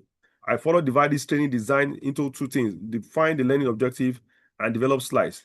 That's me breaking down training design further down. It's further broken down into defining learning objective, develop slides. Now 1.2 logistics and venue is further broken down into 1.21 and 1.22. Select the venue, arrange what for catering, participant management, send invitation. This is what I'm doing there, just sending invitation, basically I'm just picking what I'm just breaking them down. So just to show us an idea of how this thing basically works. So you can be so creative about it. So what I want us to do right now is look at what you did in the last scope you did. You can type it down, so just the way I type it there. Identify your major deliverables and tag them 1.1. Yours could be 1.0, 2.0, 3.0, 4.0, 5.0 if you want to do it that way. Then you break down 1.0 into 1.1, 1.2, 1.3, 2.0, break it down to 2.1, 2.2, 2.3. The third deliverable, 3.0, break it down to 3.1, 3.2, 3.3. If your project is so big, you can even further break down 3.1 down into what 3.1, 0.1, 3.1, 0.2, 3.1, 3.2.1, 3. Depending on how much you want to break it down. So I want you to identify, just use the scope statement you drafted in exercise 1, now build work structure behind it. Identify major deliverables. Break each deliverable down. Apply the 100% rule. You know what that means? It must be everything in scope, nothing. Then draw it out. Draw it out is basically just put it down 1.0, 2.0, 3.0, then break 1.0 down to 1.1, 1.2, break 2.0 down to 2.1, 2.2, and subsequently like that. So that's what I want us to do. What time now? The time is 10:23. Should I give us 15 minutes for this also? Is that okay? Can we speak? It's gonna be tough for 15 minutes. Okay, let's see what we are. Okay. Let's see where we I are. have a question. Will we try 20 minutes, please? Okay. Maybe. Okay, that's fine. Somebody has a question. What's the question, sir? So, in terms of the breakdown of WBS, Yes. can we say it's more like a BOQ kind of document? Bill of quantities. No. Yeah. No, it's not bill of quantities, document. So, bill of quantity is something that yeah, it's not. WSB is more like activity that you need to you need to do. Now, so when you now begin to break down your activity down, there are certain things. When you now begin to do your cost, there are certain activities that we are going to do, and there's a cost attached to it. One of those cost element where quantities now begin to come in. So when you want to do quantities, you understand, or costing rather, quantities now begin to come in. So it's only when you get to that cost now you can start talking about your bill of quantities, right? And again, for those who work in the civil space, basically it shows everything that add up to to the cost basically. So there's a WBS helps you to do 3 things: schedule, and also helps you to do what? To do your cost. So when you're looking at schedule, your WBS show you on your schedule, you see the WS straight away in your schedule, how you plan to do your activities, all the sub activities, and how they link to each other. That's where the schedule now comes in, the linking of all of those WBS things, how all of those activities to identify, how they link to each other. Now the cost is for your cost also, and your BOQ, all of those things, all of the elements now of the cost of the quantities that you need to use to develop project now begin to also come in. So your BOQ to develop your BOQ, you must have your WBS. Basically, it must be there first of all, because this define your scope. It is this WBS that will help you to develop eventually all your bill of quantities. That's what will help you. I hope that kind of makes sense a bit. When we get to costing, we'll talk about that. We'll talk about that, and you see, I'll show us an example. You see the schedule. You see how the WBS reflect the schedule, and you see how the WBS reflect your what, your cost element basically. And that's when you now begin to capture your BOQ things. We're going to need these materials. We're going to spend this quantity of materials. There's so much more of time, and this is what that's going to cost in total. Does that make sense, sir? Yes, sir, that makes sense. Yeah, thank you so much. Okay, I'll quickly break us down. Please, I'll note some of those things questions we're asking down so that when I'm doing costing, I'll kind of elaborate on that. Thank you for those questions. I really appreciate them. Okay. I'll do a screenshot, give us 20 minutes, then we'll come back. Uh,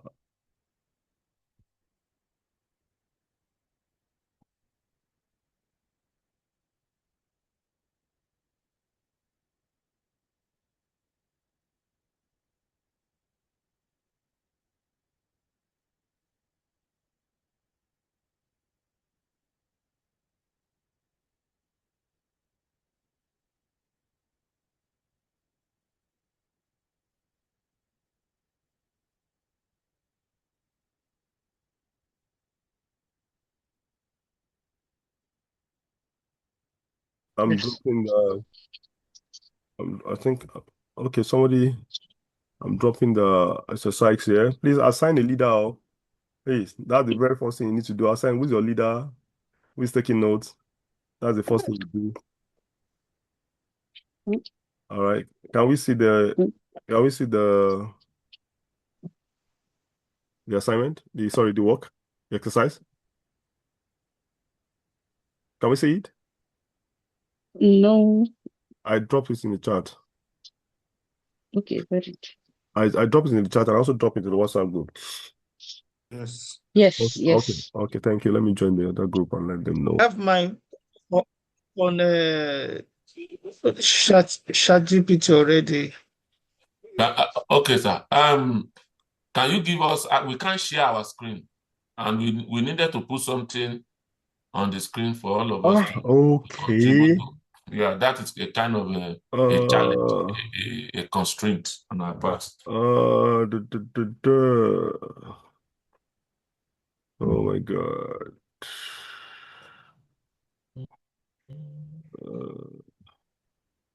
And if I need to get a little more understanding about what we are doing, you need us to do a pictorial kind of You don't need to do a Victoria, just make it like the bullet, like 1.1, 1.2, 1.2. Yeah, that's what I have. As in level 1, level 2. Yeah. That's what I have here. I'm trying to.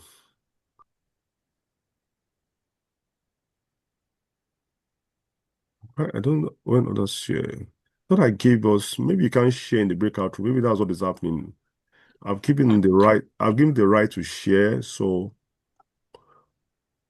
clear on it. The host hasn't allowed sharing for this meeting. So the right to share was not built into when you were doing the breakout.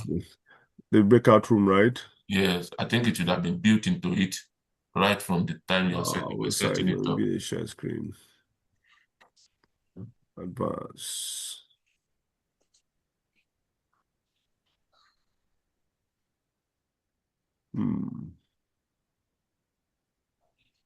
Impression. Okay, I'll take note of this. Apologies for that because I'm checking all my options. I can't even see. I can't see any of those things. Yeah.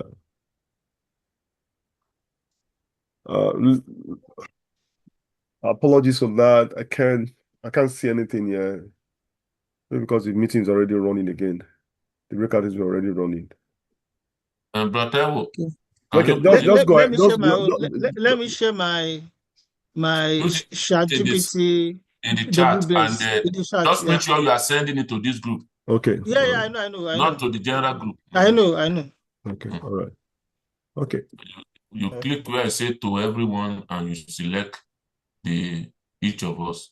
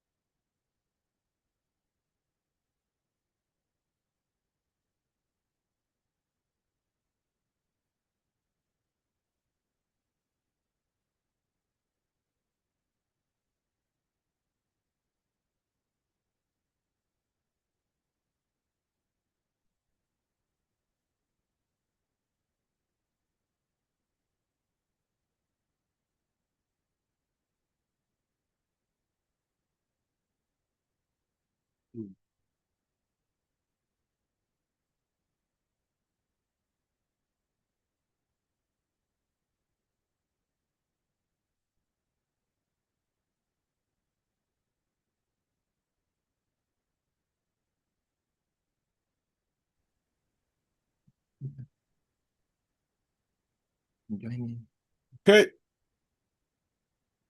Welcome back. Okay.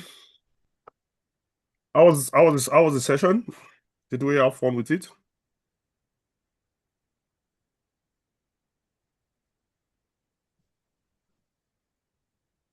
Can you hear me? Yes, sir, we can. Okay. Fantastic. So who want to present for their group? Okay. Can Well, you share your screen? I'm using my phone actually, so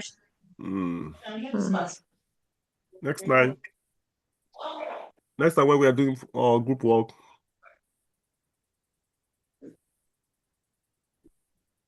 let's try to do it on the Word document, whatever it is, template you're using, and let's be ready to share it.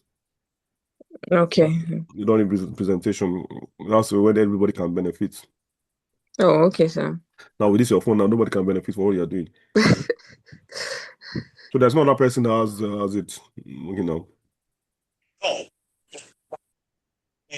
I don't think so. But this WBS cannot just be. WBS is a visual thing, so reading it out is not beneficial. The second group is it? Do you have the same thing too? Do you have it written in now that I can share?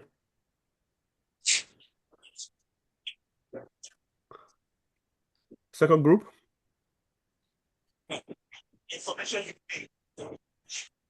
Yes, we do. Okay, please let's have the second group. Just let second group share their own. Just give me a moment, yeah. Because it's WBS, it's not writing it down, detecting it does not. Is a visual concept, so you have to see, like, that's when it begins to make sense.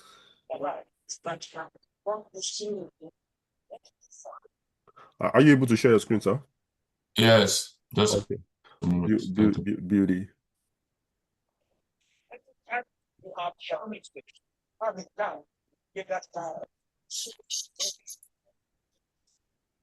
Send request. So I sent you a request to allow me to share. I've allowed you. Okay.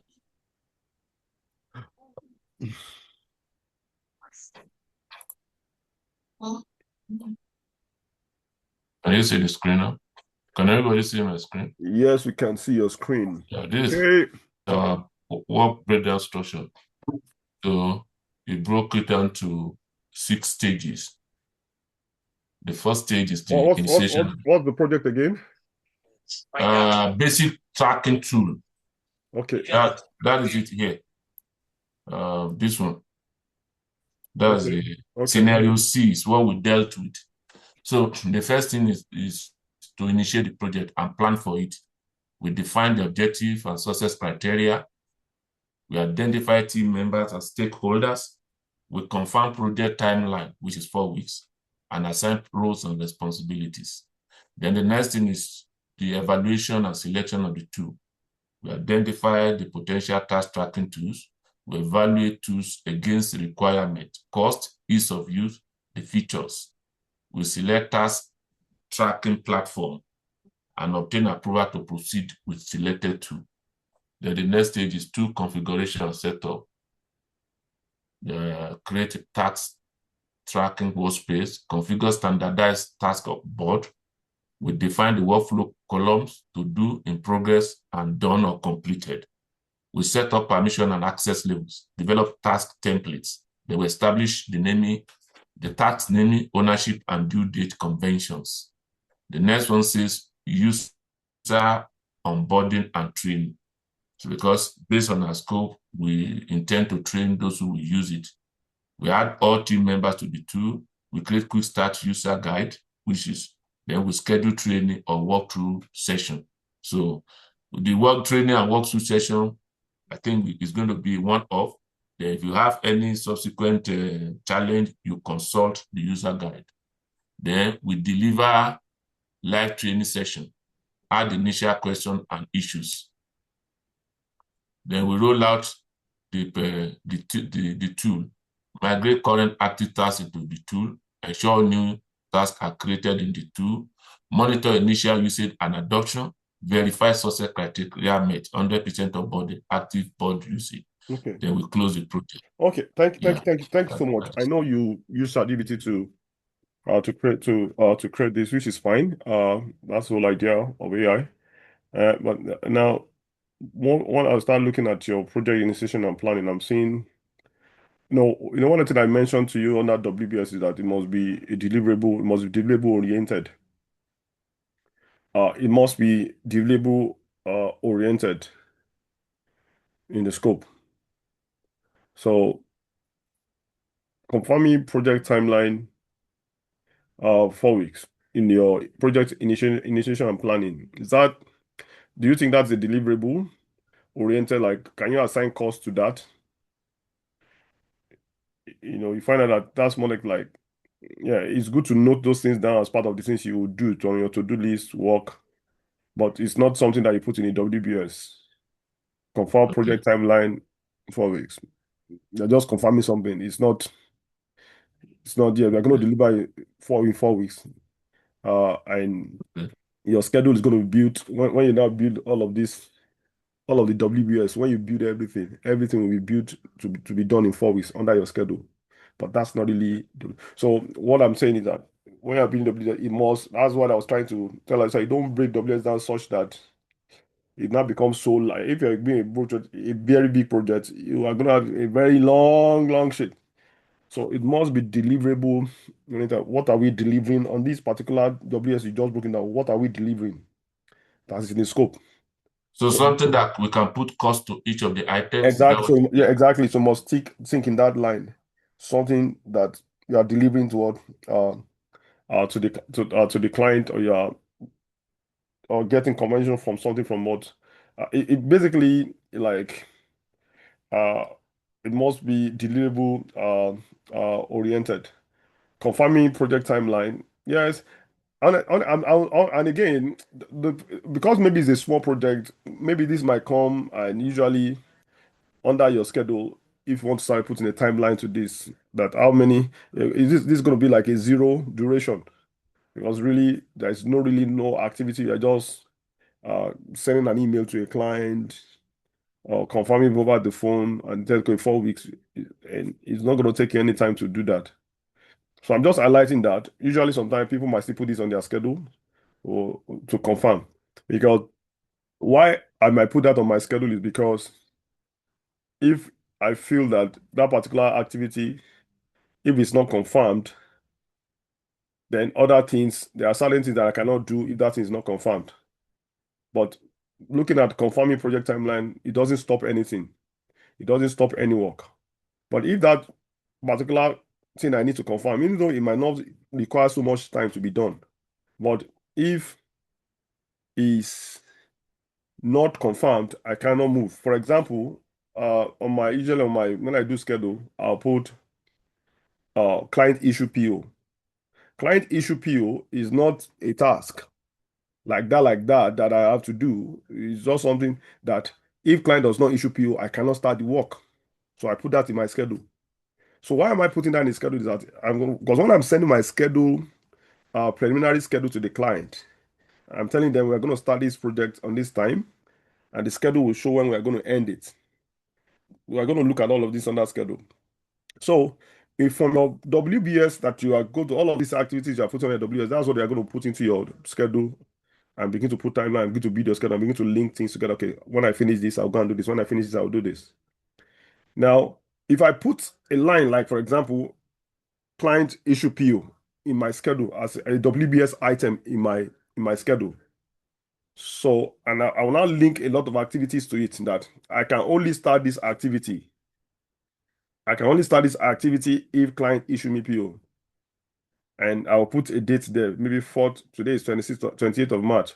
If client issue me PO by 29th of March, then on the 30th, I'll start purchasing material. On the 30th, I'll start developing this. So peradventure, if the client does not issue the PO on the 28th of March, which is today, and the client issue it on maybe on 15th of April, automatically it affects every other activities that have linked to what? To that issue of PO. Then the schedule will do what? Will get pushed backwards or maybe forward, as the case may be, forward. So that is when it makes sense to include certain things that are not maybe deliverable oriented on my part or on the part of the client into the schedule. But it's okay. What you have done is okay. You can. It's still fine. It still doesn't. I'm just trying to create something in our thinking such that when you begin to do a large project, this because this is a small project, so it still looks good, look tidy, it's not a problem. But when it becomes so big, by the time you start putting all of those kind of activities there, your schedule will be so big. And again, I won't be able to assign a cost. That doesn't cost me anything. So, and that's how you begin to think, can I assign cost to this thing? I can't assign cost to it. Why am I putting it there? But sometimes, like I said again, I might put certain things there if I feel that that particular task is, even though there's no cost item assigned to it, but I need confirmation from client. Or for example, if there are certain data you are expecting from the client to work with, you have to put that into your WBS, like receive data from clients. Because if I don't receive data from client, there are certain things you'll not be able to do in the WBS. So I put it there. But receiving data from client will not cost me money, if you understand. But I'll still put it there because if I don't put it, if I put it, because it clearly shows me that, my schedule, that, hey, client, I expected this is a preliminary schedule I sent to you that you should provide me data on the 28th of March. Now, the client now provided you data 2 weeks after. You show it on your schedule. So it will reflect how it affects your schedule. So there's no argument. So client will see it. Hey, when company A submitted their preliminary schedule, they told us that if they received all of this information from us on the 28th of March, then they will deliver at this particular date. Now we submitted 2 weeks after. It's going to affect the schedule.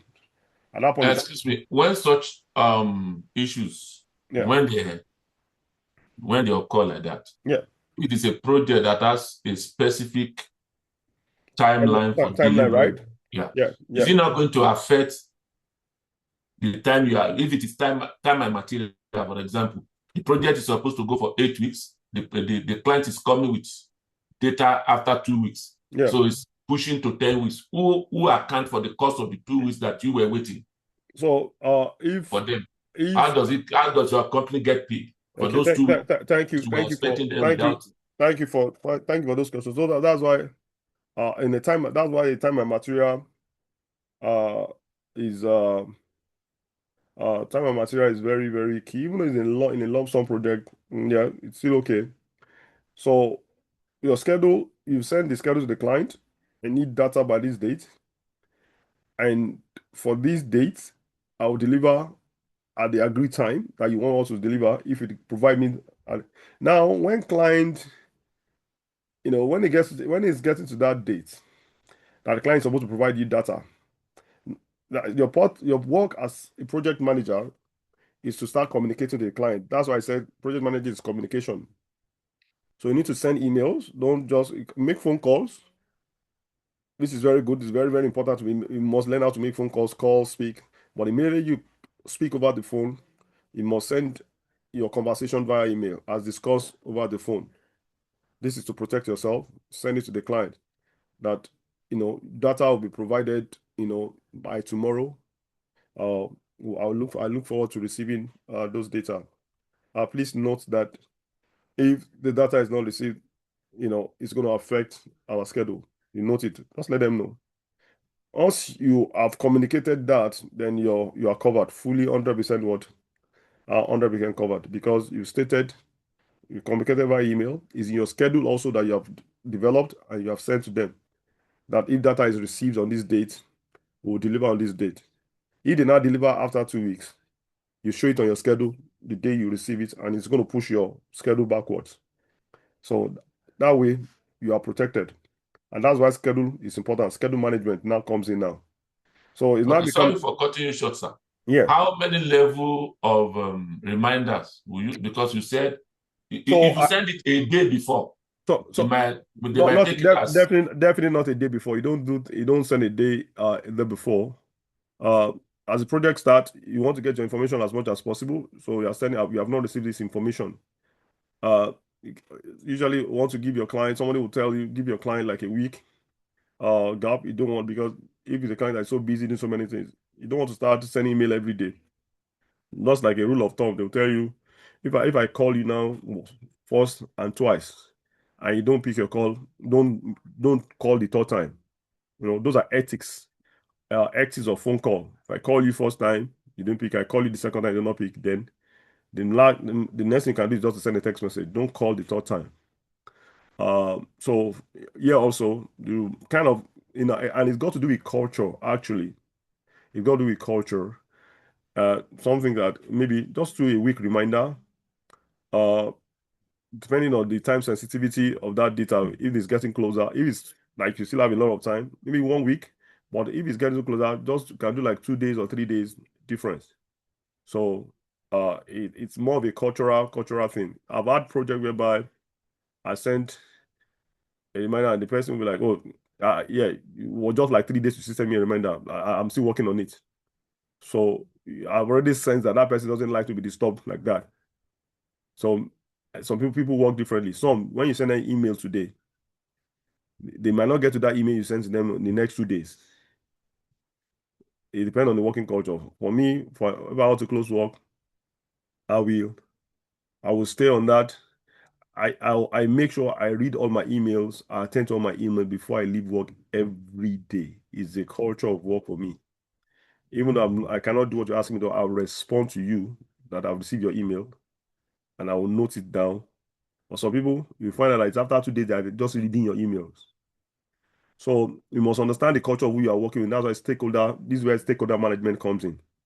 Some people don't mind. In fact, you sending them email every day they will thank you for that. Like, hey, thank you for this reminder. I really, really appreciate it. But the rule of thumb, depending on how,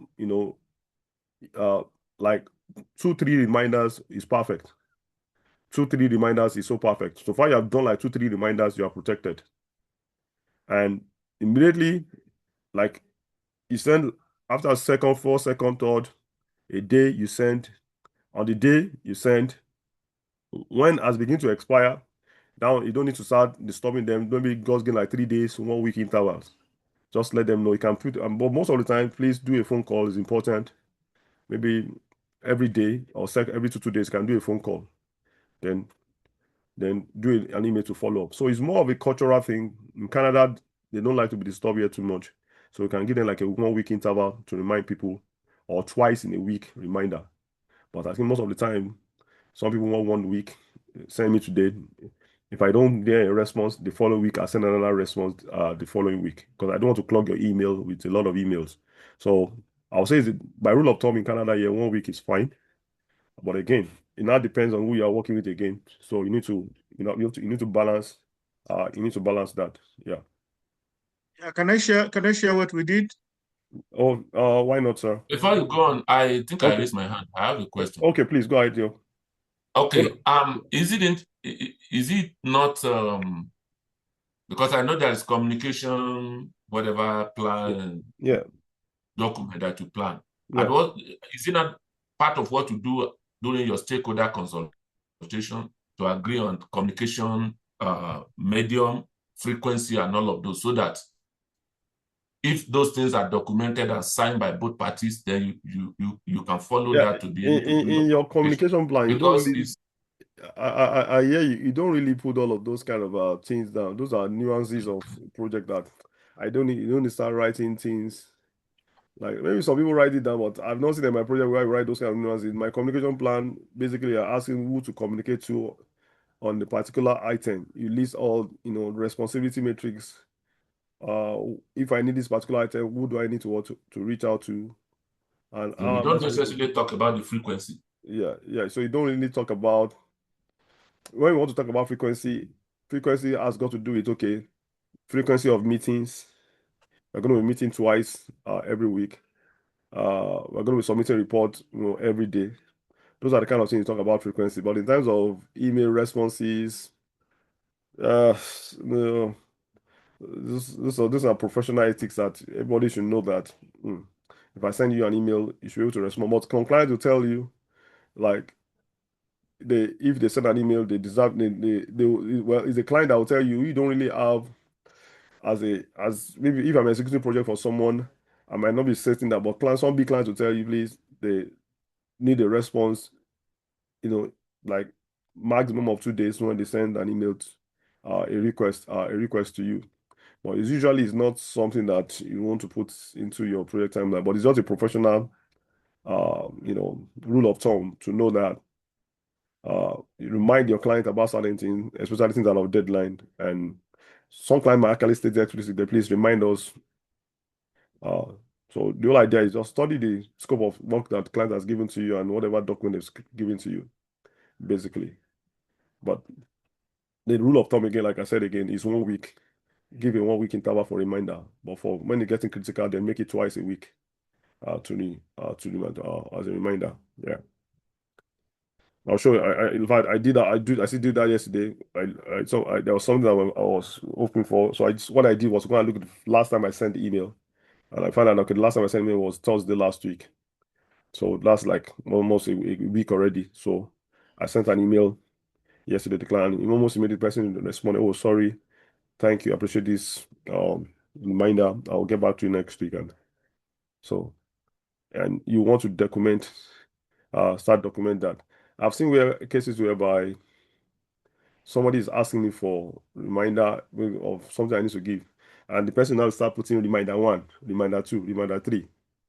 That is not a good thing.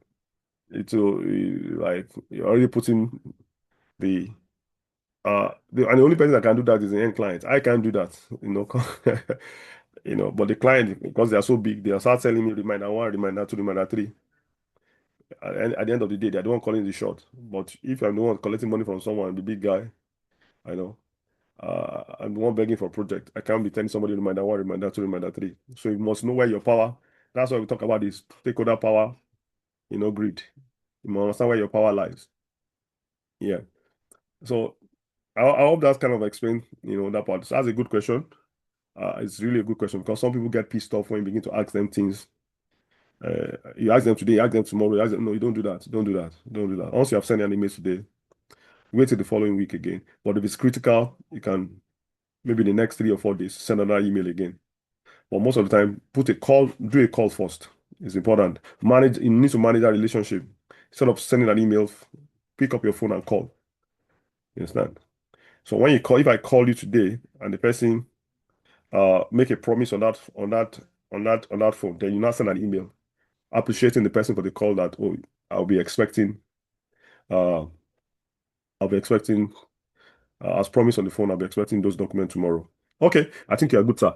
We're going to stop after this. Time is really gone. Spend over. So please, Elder, please, can you go ahead, sir?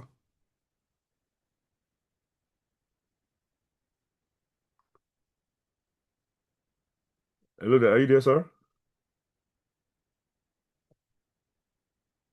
I think, is he still there? Yeah, he's still there. You are muted, sir. If in case you are talking, you're muted. Hello, sir. Okay. Okay, yeah, sharing your screen. Wonderful. Thank you, sir.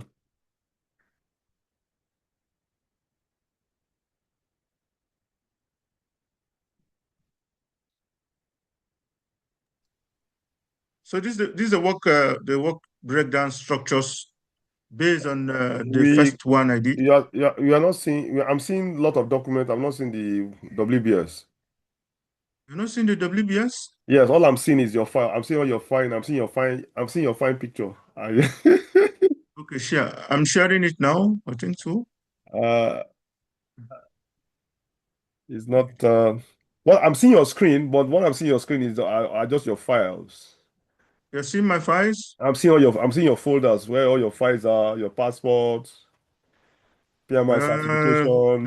Look at the one I wanted to click. Yeah, exactly. You're clicking on it, but it's not. It's open. Are you using two screen?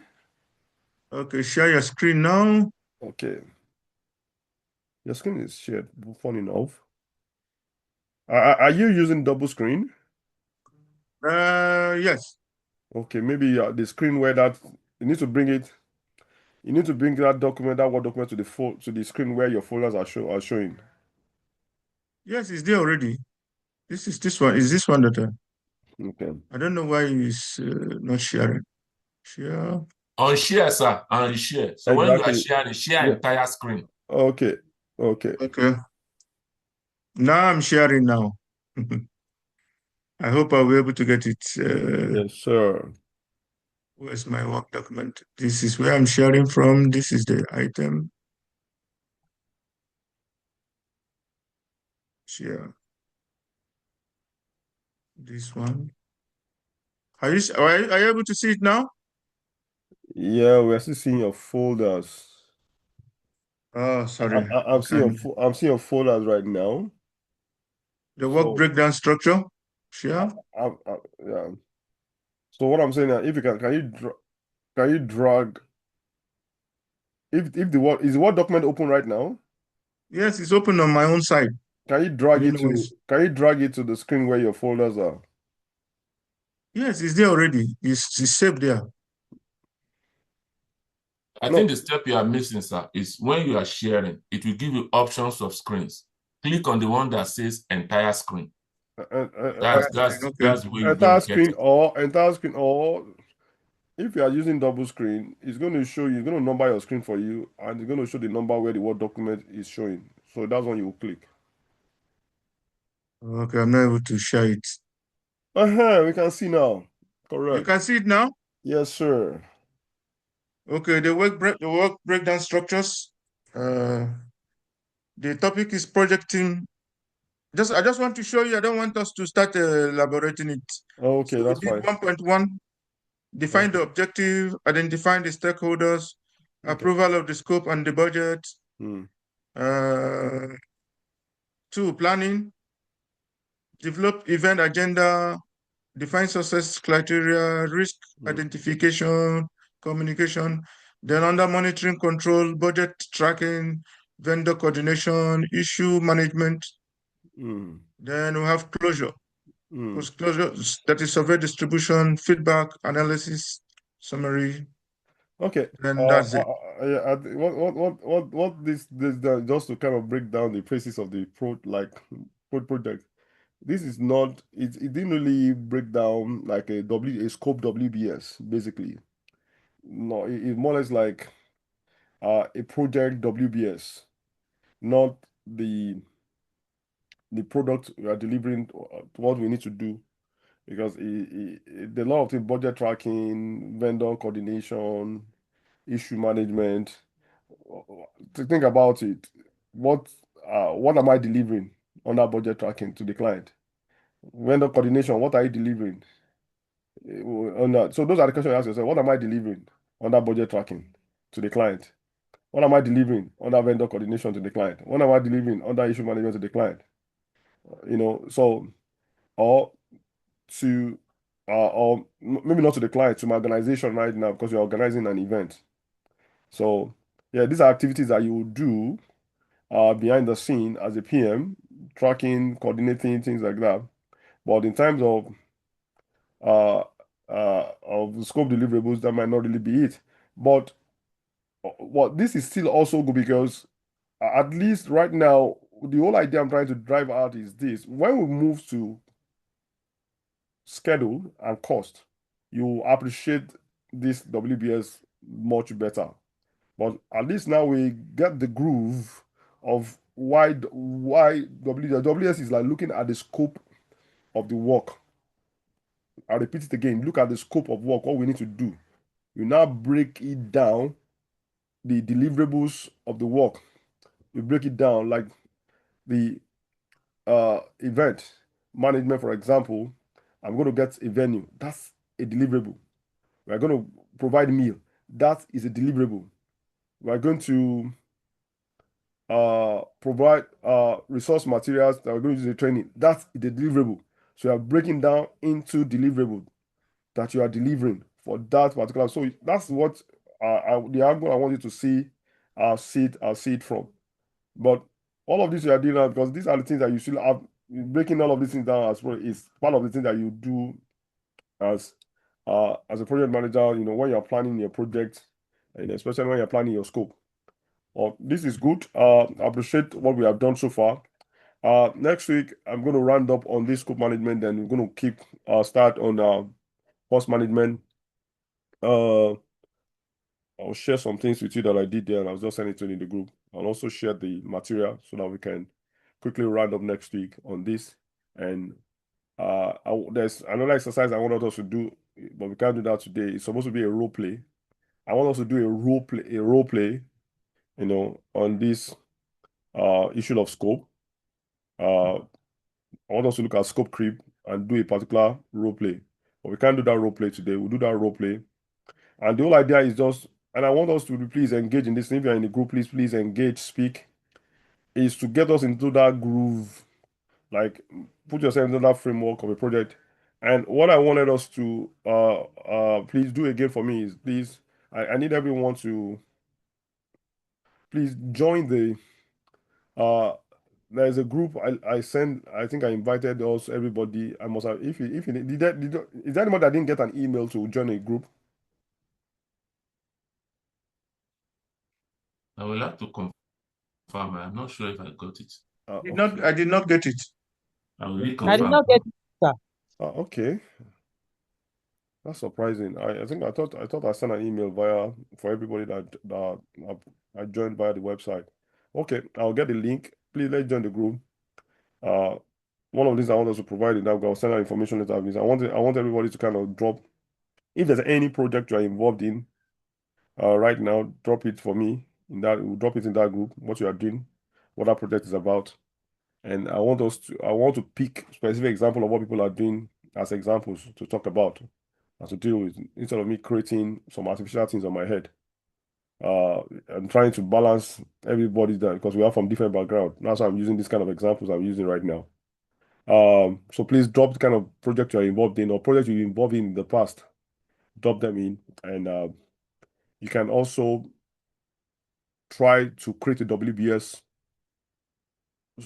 and drop it in that chat group, and I will critique it there. I will talk about it there. So let's make that an activity during the week. I will send a link for the group. Drop your project you've done in the past. Try, if you don't have a WBS or you've not thought about it, now that you know about it, create a WBS for that project, high level, post it there. Then we'll start chatting about it there, please. Then I'll start picking things from there. I can start using those kind of examples to discuss in the class. So we're going to wrap all of this scope statement last week, then we'll move to cost. Yeah, move to cost before we move to what? Should I move to schedule before cost? I'll determine that during the week. But we're going to move to cost and schedule next. And you're going to get more interesting when you start getting to those places. It's going to get more interesting because we're talking about money and time here.